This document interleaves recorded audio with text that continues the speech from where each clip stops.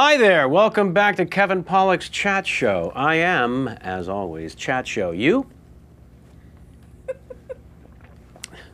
How delightful. We're just back from Las Vegas, and boy is my video poker tired. What? Hey-oh! I've got a Venetian in my eye. I don't know. Right before we went to air, something just flew in there and said, "Hi, how are you?" Great. So I'm going to do the show as Peter Falk. You beat me to it. Yeah. All right, here's the thing. Jamie, hello, darling. Hi. We're just back from Vegas, but you have stories to tell in other regards in the opening. You have something to share. About my Vegas trip? Yeah. Okay. I had 2 reality sightings. One, I got disillusioned, and one, I was very excited about the other. So we went to go see Holly Madison's show because I loved Girls Next Door. And what's the show called? Peep Show. Thank you. And I kept joking the whole time, like, what if we go and it's not even her? Like, what if she's not even performing that night? Yeah. And of course she wasn't.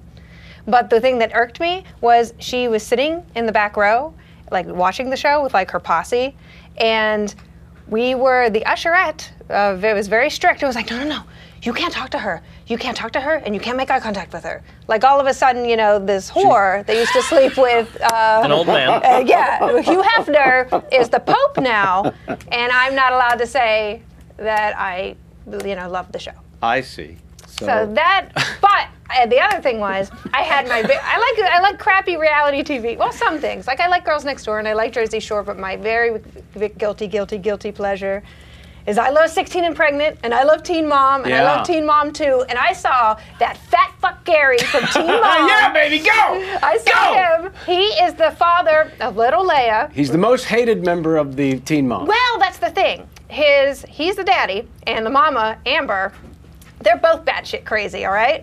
They're both like total white trash, batshit crazy. Yeah. And so to the point where like he now has custody of Leia, who I also saw, and that baby totally looked at me. Stared she was at making you. eye contact with me the whole time, and I was so excited. She was staring at I you, was like, almost as if she knew one day you would call her dad a fat fuck. I think.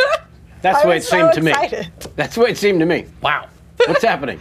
And nobody at my, like you guys are like, what are you talking about? Like my one girlfriend had to like look it up on her phone. Well, let's be clear. We were at Serendipity, and there was serious ice cream sitting in front of us. but So I was it's difficult very to look excited. at the large man. But I saw Gary and little Leia from Teen Mom, the original Teen Mom, and the original 16 and Pregnant. And I'm glad to see that he has custody now, and not that crazy bitch Amber. Like, that kid's gonna be so fucked up. That poor little girl. Gonna be, especially when she watches this. What? Why is But I was excited. this I woman saw. attacking Daddy? I was didn't, looking yeah, at I wanted. her. I was like, oh, I want to punch him, but I didn't. Yeah, you wanted to punch him. And then what made you back off? Because his daughter was sitting there? Could that have been? Well, it's actually, they're both crazy. Like, the parents are both crazy. I don't know if it's better if, like, she's with the dad or the mom. They're both bad. Right. Like, that's what I mean, this poor child. And it's like, and she's like a reality star. Like, this kid has no clue. You know, and she's 2. No clue what her parents got her into? Yes.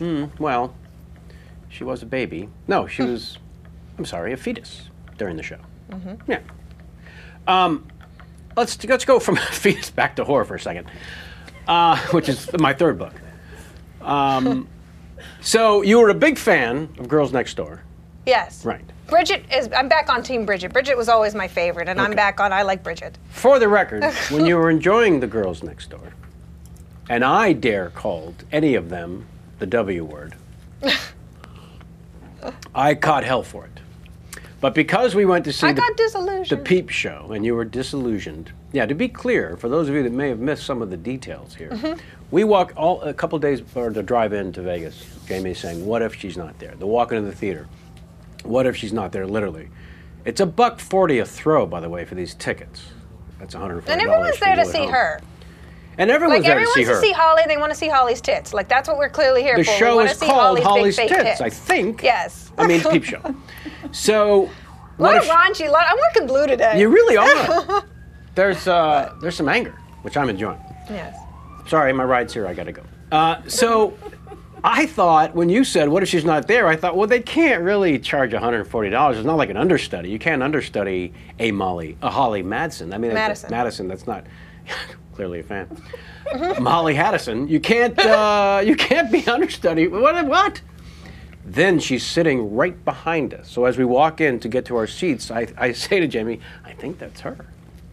And you look back, and then I went to bust her chops a little, and that's when the usherette was like, no, you can't look at her. You can't You can't talk to her, and you can't make eye contact with her. And then you said she should be in the Pope Mobile. Yes, I was like, well, what is she like? Supposed to be like in the whore mobile? Like you can't look at her? Like I don't know. Again with the W word. I'm just angry, and then because she was very disrespectful to the audience, because her and her posse were like screaming and hooting and hollering the whole time. So it's like, okay, not only are everybody paid like $140 to see you and your tits, but you're sitting in the back row and like being obnoxious, and you're not even like trying to be discreet about it. It was the big obnoxious part that caught me off guard. The screaming It's and like I yelling. couldn't even enjoy the show because in the back of my head I'm like, Yeah. but I don't want to see whoever it was. It was the other girl on the show, April or Angel or something. I don't watch Holly's new show, so I don't know. But I was like, I want to see the other one that I liked from before. Feel better? Worse? I'm fine. Okay. I'm excited. Hey, I saw Baby Leia. I was excited. That was the good news. That Once poor we got child. past the whore and the fat fuck, you saw Baby Leia. She made eye contact. I'm like, and I kept going. The baby looked at Eye her. contact. She stared at you. She was dumbfounded. She was, and I wanted to be like, I'm sorry for you. Well, thanks for sharing. Sammy, Yeah. while we were in Vegas and I was at the poker table, I went to having my- Vatican City, and I was allowed to walk right up to the Pope. Turns out he's a big fan of intervention. Who knew? Who knew? No, I was up in San Francisco at the Sketch at Fest. the Sketch Fest, where we will be at in 2 weeks. 10th annual, somebody said. That's right, the 10th annual. But it's bullshit. Come No, on. It's only it's- really been going on for a couple of years that people have talked about. No, you were wrong. Really? It's always been a big Have festival. you been participating for 10 years? I've been participating for 6 of the 10. How many of those were you really present? All 6. All of them. Okay, so Sketchfest, you did the Thrilling Adventure? Yeah, we did the Thrilling Adventure Hour. 2 almost sold out shows. Both the second one was sold out. First one was practically sold out. Well, don't say it like you're getting a piece of the door. I'm not getting any money for this. The crowd Hanks? loved us. Colin We had the Hanks? Colin Hanks. Who We else? had Busy Phillips. We had the Neil Patrick Harris. The Neil Patrick Harris? The crowd loves him. Oh my goodness. Were you allowed to advertise that Neil Patrick Harris was in the show? Yes, we were. Still didn't sell out 2 shows. Well, he was only in the second one, which of course sold out. I'm going to write my... Oh, I see. Okay. He was not in both. We love the NPH. Yeah. One of my favorite interviews. But for those people who'd like to catch the Thrilling Adventure Hour, it is here in Los Angeles every month at Largo at the Coronet on the first Saturday of every month. Sorry, it sounded like you said Largo at the Coronet the first Saturday of every month. That is exactly what I said. All right. Thank you for reading it back to me, sir. That is what the record shows. Great. So you had a great time and you're happy to be home, and we're going to go back there and do the first live in front of an audience chat show on Yeah. Saturday, February 5th with Adam Savage of the Myth Busters. That is correct. At 2 p.m. at Cobb's Comedy Club. Get Is your it 2 tickets p.m.? now. I believe it is. You got to work on your comedy C's. Cobb's Comedy Club. Cobb's Comedy Club. Those are the comedy C's. 2, maybe Yeah. 3. I don't know. It's in the afternoon. I'm feeling 3, but Okay. Is it we'll- 3? Mike says 3. What? 2. Our director Mike Rotman, There you go. that's at Turns Mike out it's 2. Rotman for those of you interested in following him on Twitter, is yelling 2 through the very thin paper walls. Well, thank you, and thanks for coming back, because some of us thought you would never return.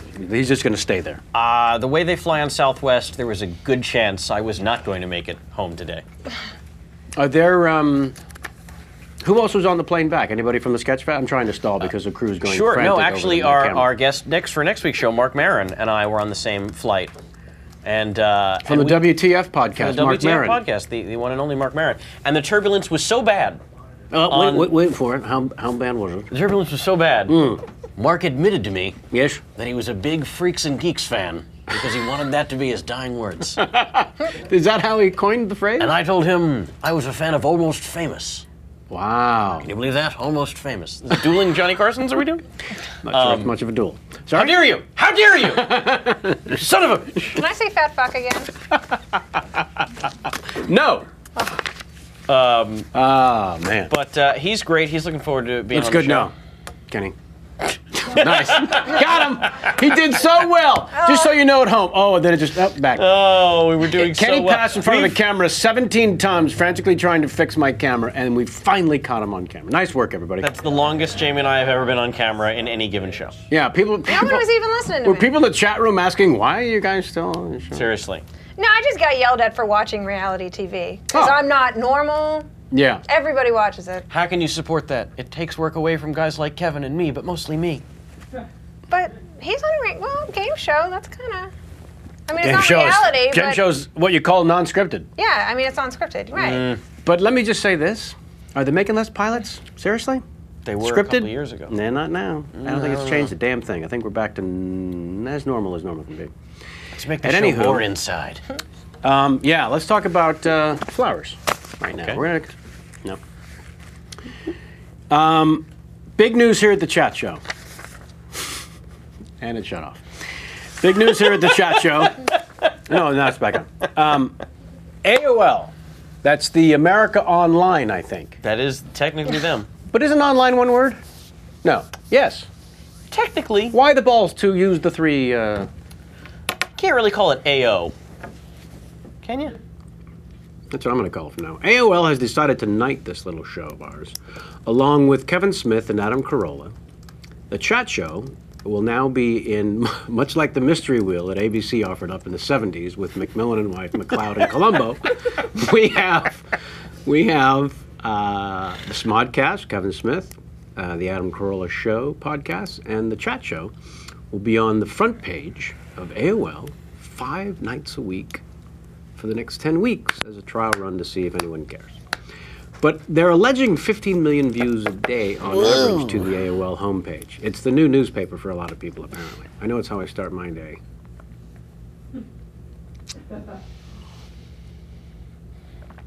You weren't buffering. Went a little short with it that time. Yeah, a little bit. You gotta commit. You gotta commit. You really do. I took a cab about halfway through. So thanks to the AOL folk, Adam J. Lawson, new head of programming, and a lot of other people who've really been working hard to bring us on over to our very own Josh Negrin, who's been busting the late night hours, editing these 5-minute clips that we've never edited the show before, and it felt kind of weird and awkward, if not wrong, to offer up truncated. But who am I to say no to 15 million views a day? So thank you, AOL, and look for that launching tomorrow, I'm told. 5 Whoa. nights a week, starting tomorrow. Who knew? We're very psyched, and congratulations to Kevin Smith and Adam Carolla as well. Kevin Smith, right now at Sundance, unspooling the Red State, his new motion picture. That I wish him great success with that as well. Why aren't you there, If Kevin? only I were in the film. Wait a minute. I am. And lastly, to our loyal following, who last month downloaded chat show episodes on iTunes in record numbers. I don't know the exact number, 1,264,700. To all of you loyal followers, the time has come to offer up this warning. Starting this coming week, you will have to start making a minuscule donation to my crew of almost 2 years, who desperately need to dine all 7 nights of the week. Yes, the old adage, first one's free. In our case, first 96 were free. Will finally apply. I've been speaking of this day coming for the last 6 months as I've been dealing with the fine folks at iTunes and attempting to change the way they do business since I last sat down with them and explained that their system of all podcasts being free needed to evolve. This morning, I bought the new Decemberist album, one of my favorite bands, for $9.99. Why did I happily pay that much for 50 minutes of music? Because I love their music and I want more.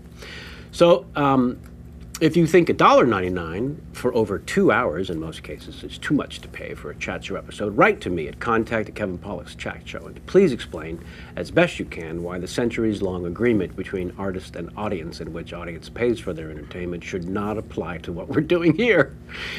Thank you sincerely for all your support. I expect to lose about 80% of my audience on the downloads, but to the 20% of you who remain, I'm suggesting 13% actually is a lucky number. It's an experiment to see if, by the way, I think Doug Benson's, Doug Loves the Movies, or is it the Doug's Interruption? Benson Interruption, he'd pay, yeah. He charges $1.99 on a comedy album. Yep. Yeah. So the evolution is here and it'll be televised on the internet. I hope you can somehow appreciate that this evolution for iTunes is actually a historical moment in time, and we'd love it if you could help us change the way a monolith like Apple does business. That would mean the world to us, and we will champion this new era together, dare I say.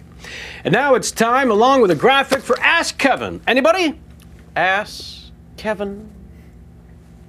Nowhere near ready. Ask Kevin. There you go. Wow. Seemed like somebody drove off the road. Potentially asleep at the wheel. Hi. This one comes to us from, I guess, sitting there thinking, really, 15 minutes? How much more, you think, before? The answer is 15. 1 hour of chat. We're going for the record.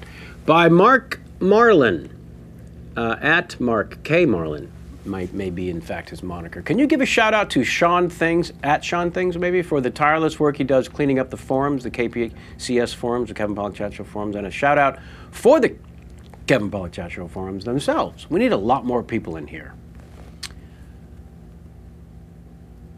Sure. I think we just did the shout out, no? Just by reading that? Is that? Yeah. Is that like saying I owe you an apology is the same as apologizing? Oh, good point, Sammy. Hey, Sean Things. I'll be living in our guest house for a week. Enjoy the guest house for the next few days. Apparently, you're coming to visit. That doesn't frighten me at all. He does do a great job editing the forums, and the rest of you should check them forums out. Have you been to KevinPollaksChatShow.com, the site itself, and navigated around? I suggest you do. There's all kinds of fun to be had. This next question comes under the title Mistaken Identity by Harwood Benjamin. Do you ever worry about going to Las Vegas and being mistaken for Alan Glick and having to answer for his former associates as Carlo had to answer for Sonny? Also, what is your favorite exhibit at the new Mob Museum? For those of you wondering who Alan Glick is, he's the real person who I portrayed in the movie Casino. Mr. Integrity, I think, is the nickname. Philip Green. Philip Green is the name of the character. And have I ever been concerned about being mistaken for him? No, I really haven't. No, people only think you're David Paymer. Yeah. Wow. Wow. Does she be so lucky? The other question was the Mob Museum. I didn't know there was a Mob Museum, damn it. On my next visit. This last question, the misspelling of your name, is comes to us from Austin Cassidy. Dear Kevin, my name is Austin Cassidy. I already said that. And I'm the editor of the Jacksonville Observer. Are you? First off, I just want to let you know I've been watching your show since the first episode with LeVar Burton, and have enjoyed it greatly. You can imagine my surprise to hear you say the name of our publication in the middle of a recent episode. The first time I went to visit your website, I misspelled your name. I noticed the misspelling was unregistered, and went ahead and registered it for the heck of it. For the heck of it, you son of a bitch? I have about 50 random domain names like that. Also for the heck of it? To be honest, I forgot that I'd even grabbed the name. I have 50 of these domain names, and to be honest, I'd forgotten. All of my random domains are just forwarded to the Observer's homepage by default. So I see when you go to the misspelled name of Kevin Pollak's Chat Show, it automatically goes over to their newspaper. A very smart heads up that this guy did on 50 other. Just let me know who could facilitate. Oh, I would be more than happy to transfer the name to you free of charge. Just let me know who could facilitate said transfer, and we'll get it done. Keep up the great work. A fan, Austin. Thank you, Austin, for being a fan and for the heck of it. P.S. He'd like a car? Using our misspellings to your own advantage all these years. And he'd like a new car? I just assume. Remember back in the old day when you couldn't sell like tickets to a sporting event directly on eBay? Yes. And so people would get clever. They'd go, I'm selling a hat. The winner also gets 2 front row seats to the Super Bowl. And it was a $15,000 baseball cap. Yes. That's what I think's going on here. Oh my God, that's fantastic. Please send your questions to contact@kevinpollakschatshow.com, and we'll be happy to get to them whenever possible. Oh, you We got tried one to in the repeat. hat last week. I tried never to gonna top happen it. That was again. stupid. I've been saying also from the beginning that we wanted this show to be like a 1950s television where we had ourselves a sponsor. This hour brought to you by is how they kicked off that last Chesterfield cigarettes. Chesterfield cigarettes. I wanted to have a dancing cigarette box behind you, but none of the cigarette companies ponied up. However, The girls are all dead then. Why didn't J Mac could just be our cigarette sponsor? He could just. he's like that in Beetlejuice, the guy that's like sitting in the waiting room with the smoke. Yeah, I don't know how this happened. Actually, Billy Bob Thornton, a couple of shows ago, sat here and smoked for 2 hours. I can still kind of smell it. And he may be our chance of getting a sponsor there. But until then, we went the other way from smoking, and the fine folks at Bowflex decided to give us an email. Actually, Veda, our sales manager, reached out, and Bowflex said yes. So we have a proud sponsor this week, and Oh. many weeks to come. Look at that! You can almost see me. By the way, that's all I had to do. Just show that. No. I had to shoot the following spot, which you're about to watch. But first, let me tell you that I am very grateful to the Bowflex company, and hope all of you check out their fabulous new tread climber at the thing on the screen there. That's how you can contact them. The 1-800-436-6063. Or online, check this out, www.walkwithkevin.com. You see what's happening? But it's Kevin Whoa. Bacon, right? But why'd you have to say that? Of course it is. Everyone knows that the assumption was made.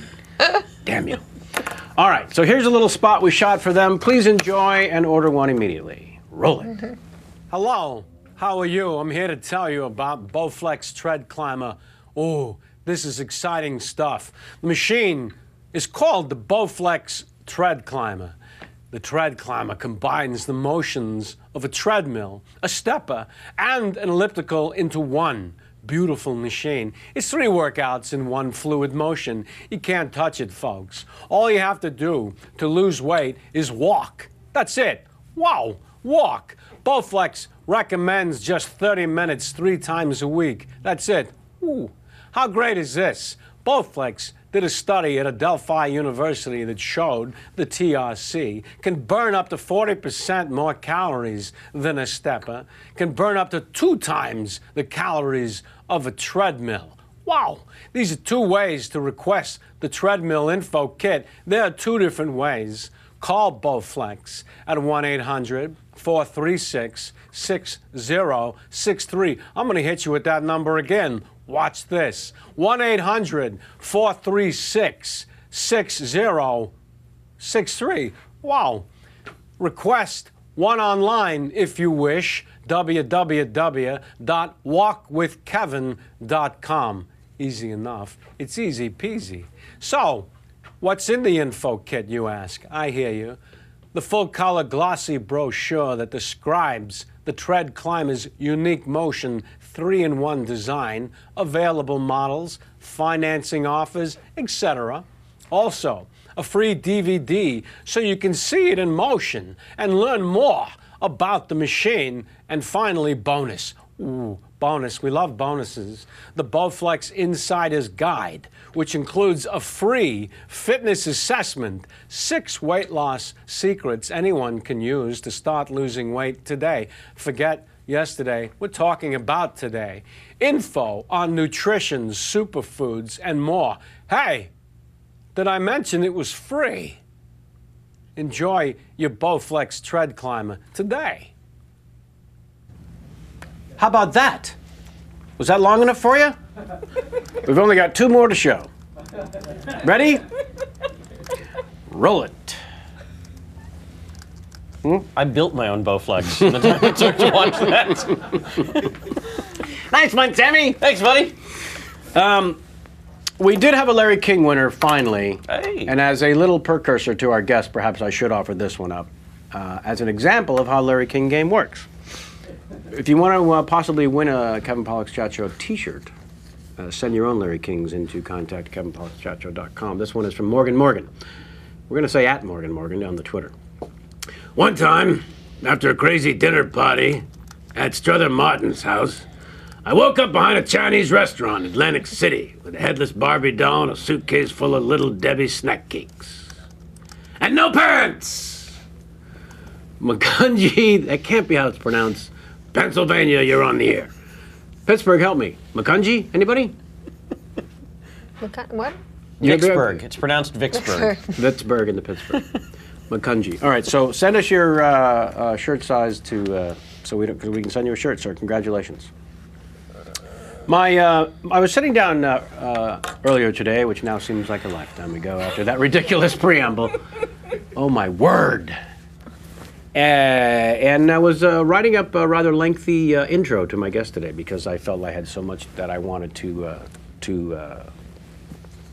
share in terms of how excited I was. And then I thought, you're going to embarrass her, and you don't want to start the show that way. But if you should decide to embarrass her and start the show that way, at least be funny. A graduate from Vassar College with a degree in psychobiology. My guest today long ago destroyed the stereotype that's just psychobiologist. Could not also be one of the funniest women on television, in one of the most successful comedies in television history. One could even go so far, dare I say, to state in public forum that my guest today is the funniest psychobiologist on the planet. Please welcome Lisa Kudrow. Hello, darling. It's only been an hour since you sat down. Oh. Oh, my. So by way of apology, welcome. No, don't apologize. Most of it. I enjoyed it. You're so sweet. I wanted to jump in, and I thought maybe I'm not supposed to be here. Mm-hmm. You know? Well, in one of the things they mentioned, LeVar Burton's the first show, we had the guests sitting off camera, right? And then after the intro, or rather the preamble, as I was introducing them, we thought we'll have them get into their seat so they don't have to uncomfortably sit at the table. At the time, I was sitting where you are. The guest should be over here. Very different. Right? But in an attempt to truly rip off Charlie Rose, I was on that side. Or perfectly rip him off. So as I'm introducing my guest that day, the first day, LeVar Burton, I see him crawling on his belly underneath the camera to get into his chair. And I said, we can't do that ever again, can we? So consequently, funny. we've had the guests sit here through that awful That's funny. opening, yeah. How are you? You're wearing a key. Boy. I love that. Do you? Yes. My husband hates it. Why? But men always notice the key, and I don't know why. Is it like a? I don't know. I don't know. It opens up something. Something. Right? No, chastity belt? Is that what you think? No. Oh. I was thinking your heart. That proves that I was a nun. I've always suspected, and now I know. My life just before this. Yeah, so... I go to chastity belt. First thing. Interesting. Yeah. How do you lock it off Exactly. and make it impossible? I was curious about the installation of the chastity belt. Yeah? Yeah. How long of a process and how awkward for everyone? I don't know that. I wish I did. Well, maybe the team outside these hollowed walls will Google it. Okay. Maybe we got a new sponsor on our hands. I don't know. ChastityBelts.com? Sure. Welcome. First, I want to say, born and raised in Los Angeles. Yeah, that's right. How in about the that? valley. Yeah. In somewhere near the Woodland Hills area, eventually. Tarzana. Yeah. Which I was unaware until we put together your dossier. That Tarzana was created by... Edgar Rice Burroughs. Who created... Tarzan. Tarzan. He's buried on Ventura Boulevard, I think. I'll say. Yeah. That was his orange grove. Was the entire area of Tarzana or... Tarzana. And so did he name it Tarzana at some point? I don't know. That I don't know. Yeah. Because I never actually went to the... There's a museum. An There Edgar better Rice be. Burroughs museum, and I never went. No. No. Did you ever boycott it? No. No. No. So I never really felt one way or the I other. don't like to take a stand. No. Political issues. No. How do you feel about famous faces getting involved in politics? Well, I think it can. Oh, in politics. Yeah. Yeah. Well, in certain issues, and If you have a cause. there are things. If you have a cause, yeah, I think that's really good. Yeah. But I Politics, don't know. though. Politics, I'm not sure. Like backing a candidate. I always wonder if the candidate goes, really? I would. Yeah. I mean. I know. Who's yeah. going to stand behind me up on the stage?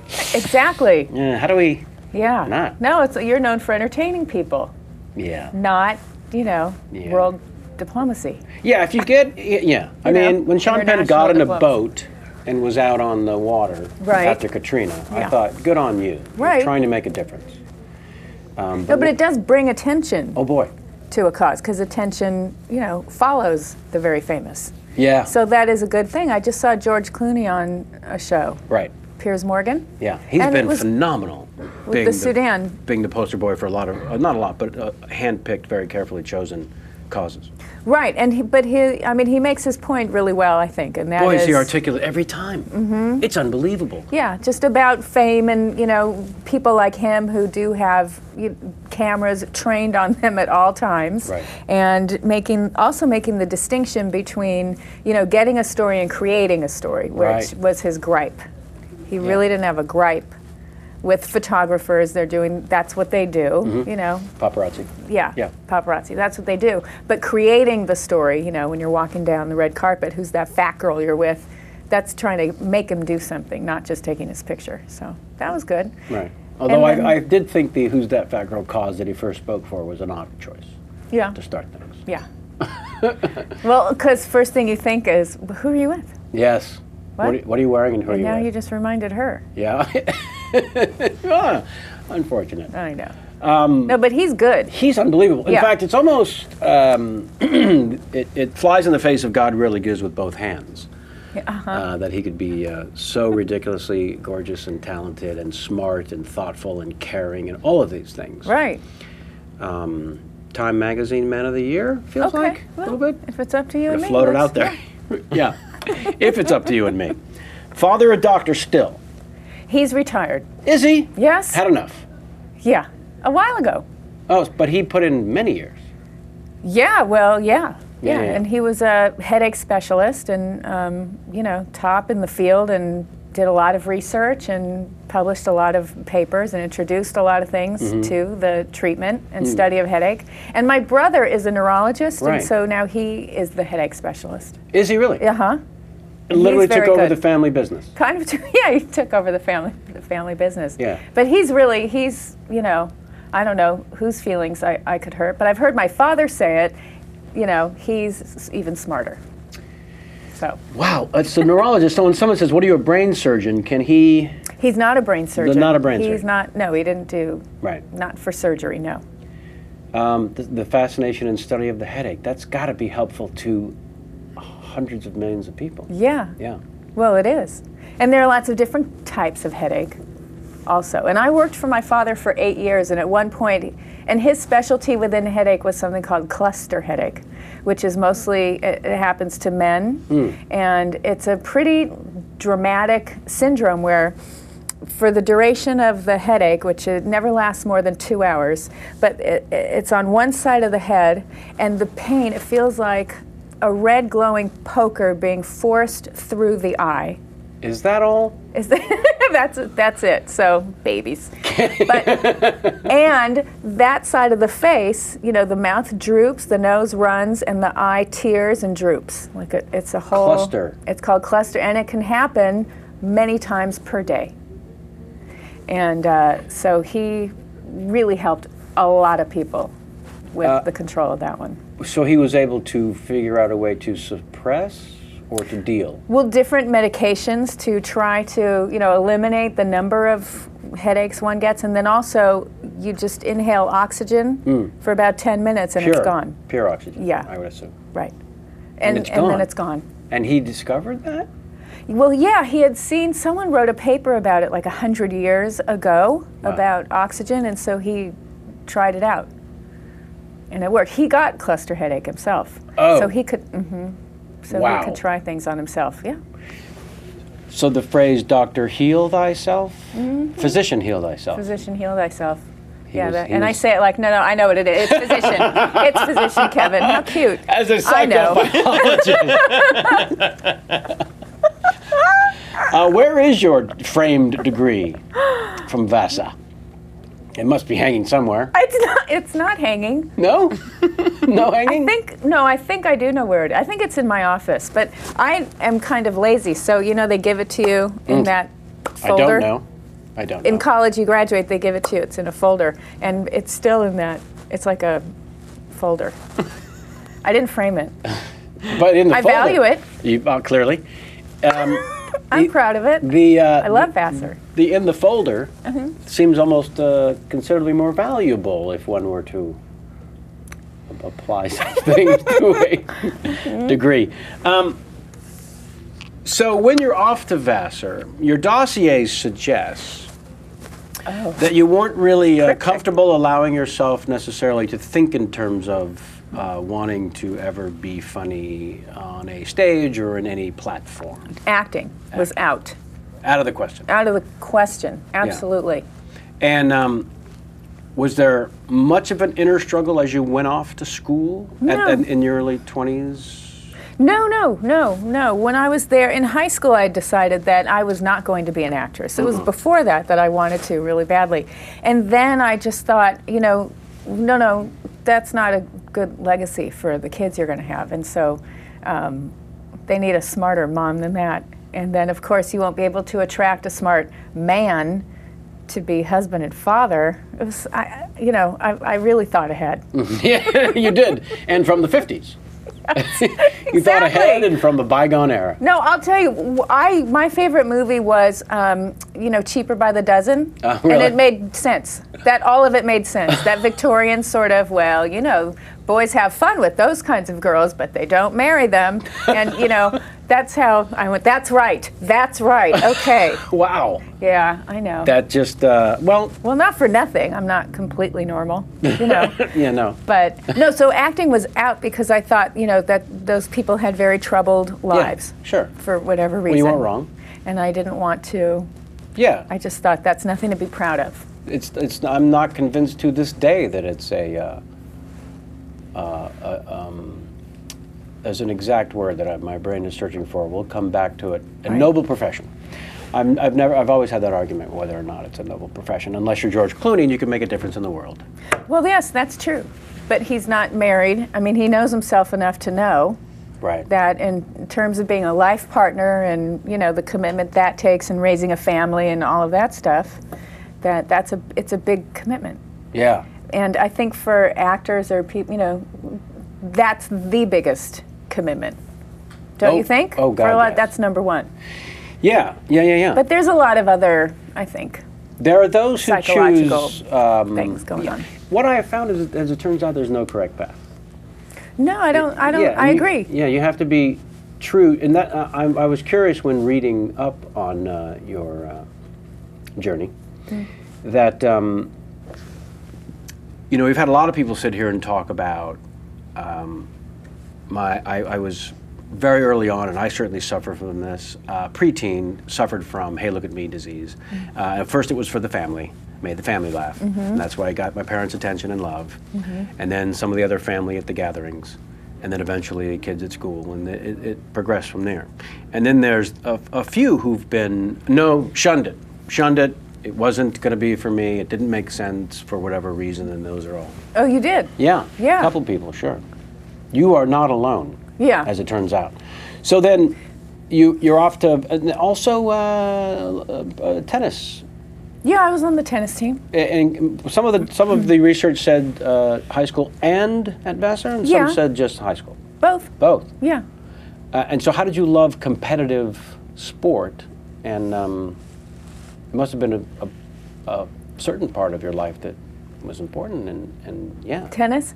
Yeah, I loved tennis, and I had a coach, and I worked with the coach. I just wanted to make myself better, but I didn't have that killer instinct, that you have to be a competitive athlete. I would soften if I was creaming the opponent, and then they would come back, and I'd lose, and I'd get really mad and hate them. Without realizing that, you can't let up. You have to. Yeah. Yeah. I remember that sorry sense. To be honest with you, I was fifth man on a 5-man varsity tennis team. Oh, really? I'll have you know. Yeah, that's about where I was, I think. And I felt that too sometimes. If I was creaming someone, I felt bad for them and lost the killer instinct. But also, I would be so angry with myself when I'd miss a shot that I wasn't able to let it go fast enough to start over. I couldn't reset. Yeah, like that's you're a supposed huge to. part. It's huge. It's the task at hand. You have to really be very present and in the moment for everything in life, as it turns out. As it turns out, as it turns out. Yeah. But no, that was one of my problems. And then also, I don't think I was obsessive enough, because then I think that's another part of being a competitive athlete. I think you have to be a little nutty. Obsessively. Yeah, don't you think? Yeah. Yeah. The working out, how many hours a day, and then just over and over and over. Yeah, and it's that putting in the 10,000 hours thing to become a master of whatever it is. Right. Yeah. And you have to be, it goes beyond discipline. Couldn't agree more. I think so. Yeah. But yeah. It becomes obsessive. So at that time, when you've made your decision in high school and you're off at college, and you're purposely avoiding things like theater and participating in public forum, is there something chewing at all on the peripheral of your thoughts, or are you able to really move on during those years before you graduated? Well, there was something. Whenever I'd come home to LA, and during a break, spring or winter break, and I'd be driving around, and I would hear a promo on the radio for a sitcom, and I couldn't help it. I would just automatically hear myself saying to myself, "Oh my God, that joke! They just hit it way too hard. They have to throw it away more. Just remember to throw it away." You're having this conversation to yourself. In my head. Fantastic. Yes. Well, I'm on my way back to see which senior seminar in evolutionary theory I'm going to be taking. And then Also, I would as an incredibly mature 20-year-old at this point. I may have been. Yeah, having these thoughts. I may have been. You got to throw that joke away. You got to throw it away. Hitting it too hard. Just remember, Lisa. Just throw it away. It'll be funnier. It's like, why do I need? I don't need to know that though for the graduate program I'm going to be applying for. So, and it just kept coming. Wow. Those thoughts, inner voice, or just, I don't know, just an instinct that I couldn't really get rid of. And after I graduated and I came home, and it came up more and more and more, it was happening. And then I'd see people on David Letterman, and I'd think, ugh, don't do that when you're on. So you weren't even thinking about advice to the person you were watching. It was advice to You were myself. actually storing up notes. Look, when it's your turn. When you're on Letterman. Right. Yeah. Let him kiss your hand. Yeah, Smile. It was really, throw away weird. the joke. And then my brother's best friend is John Lovitz. Yeah, I read that, and I have some follow-up questions about that. Okay, well, I grew up with Lovitz, and he had just gotten on Saturday Night Live, and I thought, oh my God, that really inspired me because, I'd seen him struggling for a long time, thinking, yeah, another reason not to be an actor, because what does it get you except rejection, and how are you supposed to have a life like that? Was he the old? Excuse me, I'm sorry. Was No. he the oldest 9-year-old on the planet even then? No, he was funny.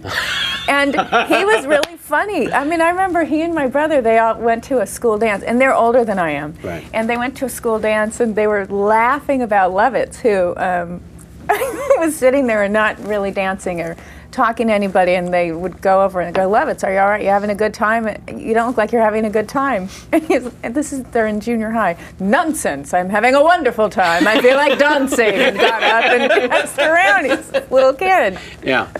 So he's always been like that, really funny. So he was probably in the groundlings also when you would come home from school. Right, but I actually don't remember if I ever went to a show or not. Right. So, but he had, and also, when I was when I was in junior high, I was writing sketches and doing plays and stuff like that in school and comedy. And so he was, oh, how great. And he got me a book, and My Fellow Thespian, he wrote on it. So, he was so sweet. When I saw that he got on Saturday Night Live, I thought, oh boy, so if you just keep at it, then it's possible that, he is funny and you just keep doing it, that someone will recognize it and you got a shot. I think I need to try it now. Only 22, I don't have a mortgage, I don't have kids, I have no responsibilities, so I have to do it now. Just this damn school loan. What? Just this damn school loan. What? I From didn't. Vassar. No, I didn't. No school? We didn't qualify. Oh, My father sorry. was a doctor. Well, of course, We what was didn't I qualify. thinking? But they sacrificed a lot to send me there, by the way. Well, then let's talk But- about that. Okay. Really? If we their must. finances? No, yeah. Let's talk about their Because finances. I have All all right. the records from 1998 through 2004. That is and I the wrong income tax just want to go over them. return. No, just in because I have only the truncated, scripted version I've seen in movies and whatnot when the child is done with college and says, you know what, I think I want to be a comedian. Oh. And the parent says, and then I'm glad I put you through university for 4 years. Right. What was Dr. Kudrow's take on it? Thank God. I'm not kidding. When I said, look, I think There you have it. I want to be an actress, and I think now's the time to try. And if it doesn't work out, graduate school is still there. Right. I'll take whatever time it takes to get caught up in what's happening. And he said, fantastic idea. I couldn't be happier. Did that surprise you, his reaction? Would you because you must have rehearsed it a few times in your head before you shared it with him? I wasn't nervous. No, I wasn't nervous Because you were... about that. Maybe I was a little, but I don't remember. I just remember, yeah, I guess it was. Thank God. He's so supportive. If anything, I was expecting are you sure? Let's think about it give it 6 months. Right. And then, but no, thank God. Because I think, I was also kind of serious, a very serious person, and my parents were very concerned about me because, it's like, good, that'll lighten you up. Lighten you up a little. Interesting. And my mother, too, was so happy. Oh, that's great. Yeah. Yes, good. And we're happy to help me with groundling classes because he reasoned this is like graduate school then. Right. Did So- Lovitz offer any? He suggested I go to the groundlings. He Right. said the most I've learned of all the training I've received throughout my, Absolutely. life is groundlings, improvisation. Yeah, I mean, it's for those who want that experience. We didn't really have a second city in Los Angeles. Right. Did you grow up here too? I grew up actually in San Francisco, Oh, where there was no second city either for most of the years. Right. I think they ran a place through there for a couple of years. But so yeah, the Groundlings was it. The Groundlings was Los Angeles' answer to Second City, Right. I suppose. Yeah, it was. And a great many performers and people who have thrived in Saturday Night Live have come there. You, in fact, like myself and so many other people, got to enjoy a audition for the Saturday Night Live people. Right. What was did you go to New York for it? Yeah. Oh, you did? I didn't have the scary audition. Yeah, no, mine's is between. It got down to 3 choices. I started out in San Francisco, as I mentioned, at the same time as Dana Carvey. So Okay. he had just got Saturday Night Live, and they were looking for one more male cast member. And the 3 finalists, or so I was told, was Jim Carrey, myself, and Kevin Nealon. Oh my God. And ultimately, they said, well, we've already got Dana and Phil Hartman doing the voices and the characters. I think we kind of need a guy who's plays the father in the sketch, can do the news update if we need, more of a straightforward and not so much with the characters and the voices. And God bless, it worked out for everyone. But, Yeah. but that was allegedly how the story went, or how it was shared with me. That makes sense. Yeah, it does, didn't. Well, no, at the time. At the time, yeah. Yeah, it's I thought, kind of how devastating. am I even a horse in this race? But Oh, no, I meant, it doesn't work out, and you're like, well, that was it. yes, It's hard not to think every time something Well- doesn't happen. Well, that was it. that is So- interesting part of what we do because they don't show you the crystal ball, the sons of bitches, and all we have is the present. Right. And as each rejection comes, there's no way of knowing what's around the corner. Right. So how was that for you once you start applying yourself a little bit to some of the auditions that must have followed while you were at Groundlings, and you're starting to sense That it's a going new to be form hard. of rejection? You'd heard about it. You'd seen Lovitz go through it. Right. Yeah. But experiencing it firsthand, because I have found people, for the most part, fall into 2 categories: rolls off their back or take it way too personally. Yeah. Well, I think I was somewhere in between. I don't know who it really rolls off their back for. Egomaniacal freaks. Oh, really? Sure. Okay. Well, Good to know you weren't one of those. I don't think I'm one of them. Maybe I am one of those. No. I It mean, didn't roll off my back. I just felt like at some point I just started to realize, okay, so what's going to happen is right now this casting director thinks that I'm not very good. But then when I'm working, they're going to say, oh, look how she's grown. Good for her. She's really changed and grown and she's gotten better. Yeah. And I will know that I didn't get better. I just had a bad day or something else, or I wasn't right for it. that sounds like wildly well-adjusted as opposed to egomaniacal. And extremely savvy. How did you handle it? What would you think? In the beginning, I was a little bit less than devastated, but close to devastated. Uh-huh. Because I foolishly, I come from San Francisco where I'd risen to the top of the scene Right. in stand-up comedy. Yeah. But I also knew I had no formal training as an actor. So when I went on these auditions, my expectations were low on the acting approval, but on the showmanship, of course they're going to hire me. But the first manager I met with here in Los Angeles, who said, "Well, come to the office and read a scene." And I read a scene, and she said, "Well, acting's not for everyone. You're doing well with stand-up comedy, and I think that, yeah." So I thought, Yeah, what I'll did show you her. think? I'll I show actually her. walked out saying, "I'll show her." Oh, good. Yeah. Oh, absolutely. Yeah, yeah. Oh, good. Oh, no, she was wrong. She was clearly an idiot in my head. But I also felt like the other thing I did was I would pick someone who I really respected, like Conan O'Brien was in the first improv class I took. And I thought he was really funny, really smart, and had good taste. Yeah. So if he thought I was funny, Bingo. then okay, then I know I'm okay. And I would just sort of, you kind of check in. I agree with did you that like that piece I did? It's like, I think it was great. I'm still good. Okay. I think that's, there's maybe no better way, really, than to pick a peer who you admire and gain their approval in every possible way. Boy, that's pretty fantastic, because we do feel knighted early on by someone who says, you're going to be okay. And then there's a sense of, like even in this case of Lovitz encouraging you or whatnot. Right. Someone you admire. It makes a huge difference. But he hadn't seen me do anything. I mean, the other thing was Lorraine Newman was the one who suggested that I, be considered for Saturday Night Live. So just that was great Huge, to me. That was crazy. huge. And that was Lorraine from seeing you Newman. at Groundling? Yeah. Yeah. From seeing me at Groundlings. And, anybody who liked what I was doing there, then great. I would just live off that. Oh, that God, was yes. enough. Can I put my nicotine gum in? Do you mind if I chew? Please do. I would Thank you. rather. Oh my God. I greatly appreciate your asking, and feel horrible that you waited to ask. Well, I'm all right. Yeah, you clearly are. I gotta quit at some point, I think. I'm being told on the screen here by my director that there's a chance that your sweater is causing havoc to the microphone. Really? Oh, Yeah. it's my hair. I'm going to say someone Or did my an odd necklace? placement of microphone. Oh, it's the Yeah. sweater. I'm sorry. No. There. Someone's fired. Look, now it's good, Now it's great. I think. Yeah. She could just take it off, put on her bra. You know what? What the hell is the matter Well, with will you do it for me? There we go. Just do that. No more calls, pencils down. Let's get this show, going. Well, interesting. No.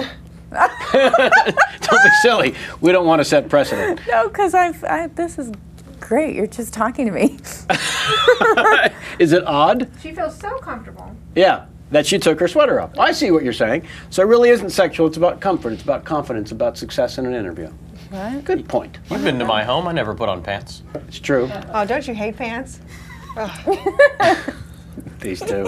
I know. I love You hate pants? them. We like to involve our audience, don't you know? Right, I Yeah. do know. I've seen the show. Oh, that's right. Sorry. I always assume people never have. No, I have. Refused. This You one didn't get to a million, for nothing. for nothing. What was your favorite one? Well, Matthew Perry. Yeah. He was one of my favorites too.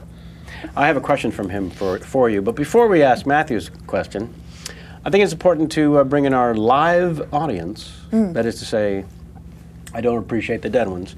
At Sean, oh God, Trenery? Do we think? Sean Trenery? Don't know how else you'd say it. Yeah, that looks good. Okay. Oh, this is fun. What was your usual order from Central Perk? And which of the guest stars No. on Friends would you most like to work with again? Guest stars, interesting. I thought it was a cute question. It is a cute question.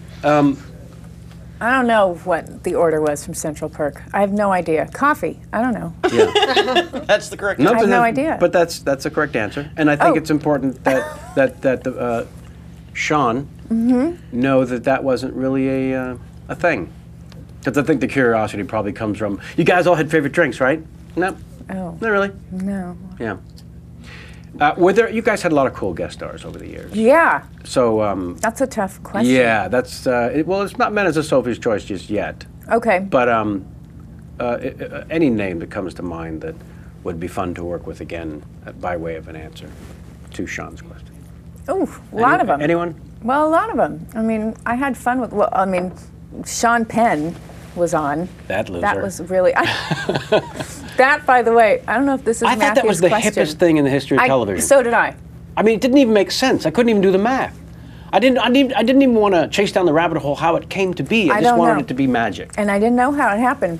But the funniest, that there were two major things about that week. One of them's not funny, and the other one is ridiculous. Okay. The one that's not funny is that we were there, we would start on a Tuesday. So that Tuesday was September 11th, 2001. Oh, yeah. So we all got calls, of course, we're not coming into work. So we go the next day, and Sean had come because he'd been out all night and then came and didn't know that the world had fallen apart. And he showed up to work. He showed up to work. And no one was there. And no one was there. And the security guard said, they're not here. there's been a thing. We're not here. Okay. That's the not funny thing. Good, because I was hoping that better not be the... That's not the funny thing. The funny thing is, I don't know, I don't tell stories well. But let's try, all right? Yeah. Okay. So what would happen is when we would shoot the show, Matthew Perry and Matt LeBlanc and I would try to make each other laugh by tickling each other. While you were shooting? Well, during a scene, in between. You know, there's a lot of in between. You know, like we got that, the writers are going to rewrite it. Okay, yeah. I was trying to clarify if it was actually during the shoot.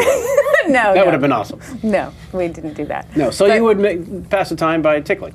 Tickling, but just sort of like sneaking up and tickling, so there was a lot of like, ooh, Yeah. okay. Yeah, You just got to me. see if someone's like behind. Well, you're not going to do that, so there's a lot of that. Catching. And we're all wearing, because this was a Halloween party story, so we're all wearing costumes. And what all was right? yours? Mine, I don't, oh, Wonder Woman. Sure. And Matthew was this pink bunny. He was a pink bunny. And Sean Penn was the solar system. So he had like planets orbiting around him. And Much like life. so we're, you know, just like talking, and then, you know, you'd be talking to someone, and then you would just like, because you think Matthew or Matt is right there. You know? And so anyway, Sean Penn walks by Matthew, and he's like, thinking Sean was going to try to tickle him. Did he do it to make you laugh? No. Oh, he really did He it. really thought he was going to try to. We were laughing so hard. Oh, my because, goodness. Like, you thought Sean Penn was going to try to tickle you? With all those planets around his head also? And he's wearing this pink, huge pink bunny thing, and he was like, and Sean just went, yeah, hi, what? Where are my He cigarettes? kept going. So I thought he was going to tickle me. And then we just burst out laughing. Yeah, there's no coming back from that one. Oh, man. That's fantastic. Yeah, Sean Penn might be trying to tickle you. Don't you ever say, I can't tell stories. I can't. Ever again. You just told it? Okay. Yeah, That's fantastically. All right. Should we go to Matthew's question? No, I think we just had a wonderful Matthew moment. We're going to save Matthew's question. Save it. It's a teaser. Let's just Save get all it the or Matthew lose stuff it. out of the way. It's a teaser. Let's get all the Matthew stuff out of the way. It's been voted in. You save it or lose it. Save it or lose it. Oh, we'll let the audience vote. It's an awkward We have a question that was texted in from Matthew directly to Lisa prior to going live, and let the audience watching vote on whether or not we should save it, lose it, or go to it. Okay, so I am curious about once the Groundlings. It seems from your dossier that the Groundlings was your first sort of creative, artistic home and a sense of belonging Oh, yeah. as a performer. There's the Yes, life right. change decision, there's the encouragement, you know, all these different facets. And then it seemed, as I was reading through it all, that there was a sense of finally, okay, this is okay now. I might be able to do this Yeah. feeling. No, the Groundlings didn't really allow you to feel that way, ever. I don't think. How so? Well, it was competitive. And For stage people time. would, for stage time, and you know, there were some people that were kind of like, oh, you doing that sketch again? I loved it even way back when I first saw it and you did it. Good These for are other you." castmates? Yeah, these are other people around. He's like, yeah, I'm going to do that sketch again. Oh my God, do I have to come up with something that's not good, or, you know. So there was no one that was passive aggressive. It Everyone? was like nothing but. And Wow. yeah, and then also the stuff I did, then we had certain directors that just did not like the stuff I did. And let's be fair, the stuff I did was not the big crowd pleaser. They weren't wrong. I mean, I didn't have a lot of times the big wig and, the blackened tooth and the big character. Were they still doing the blackened tooth bit? I liked the slice of life stuff, sort of. And, that's not what people coming in from Orange County, into Hollywood to see a show want. They want something a little more broad and fun. Silly. And silly, so. How dare you talk about your afternoon in a sketch? Right. I mean, I did do one, and it didn't go anywhere. It was after the riots, called My Riot Story, where it was just a woman, like this woman from the Valley who got stuck in Beverly Hills because she went to get a wedding present. The riot started. And I tried to get back in my car. And the riot. And I was stuck. I couldn't go anywhere. I was stuck on the freeway. Her riot story was nothing happened. Internalized. Right, she internalized. I didn't have any water. What if I'm here for 2, 3, 4 hours and I couldn't get Jerry on the cell phone? Jerry. That was her riot story where nothing happened. And I love that it's Jerry. She can't get on the phone. So I loved it. I thought it was funny, and but that's not a crowd pleaser because everyone's just waiting for something hilarious to happen, and I thought it was really funny. They waiting for you to step in a bucket? Well, or there's no hook. Yeah. Or, no button. Yeah. So. No, wow. That only happened one time. My riot story. I only got to do it the one time. Oh, really?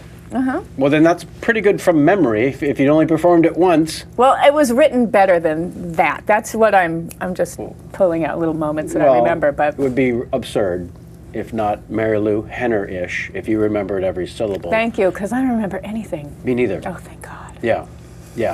I have 2 theories on that. I don't have any room left. Well. For these certain memories, and just way too much pot in the 70s. Now let me ask you this, and then... You said pot. I did. I was thinking to go with Mary Jane, and I thought that's too hip for me. But would the young folk know what that is? Mary Jane or pot? Mary Jane? Half-baked. Young folk. Yes. Half-baked is how you know Mary Jane? Yes. Jamal? Half-baked popularized the term. I remember in junior high, we had to take like a drug test that was like, know your drugs, and we had to list like 10 different nicknames for marijuana. Wow. That was one of the questions. That's Where was this? What school? Can I get my son into it? No, it was teaching drug prevention. Sure. Right. So they were, drug prevention. Yes. So know exactly what it's called. Yeah, so you know to avoid it. Stuff like that. Was this during Just Say No? No, this was way after Just Say. Yeah, Just Say No, I was very young. Because that was like early 80s. Oh, that's right. Yeah. Because that was the Reagan years. Yeah. Mary Jane. So there you go. So yes, the answer is yes, the kids would know. I would know. Kevin, for the record, it was about 59% go for it, 40% save it, and 1% save it for Nathan Fillion. Yeah. Wow. On your Matt Perry question. On the Matt Perry. Yeah. Save the question for Nathan Fillion. Yeah, 1%. One person. One person. Went for the joke. Yeah. Just one? Just one. I thought it was funny. I do think it's funny. I'm a little disappointed in the rest of the viewers. But 59% said go for it. Did they? They did. All right. Why wouldn't they? If I'm asking let's not do it because I'm scared.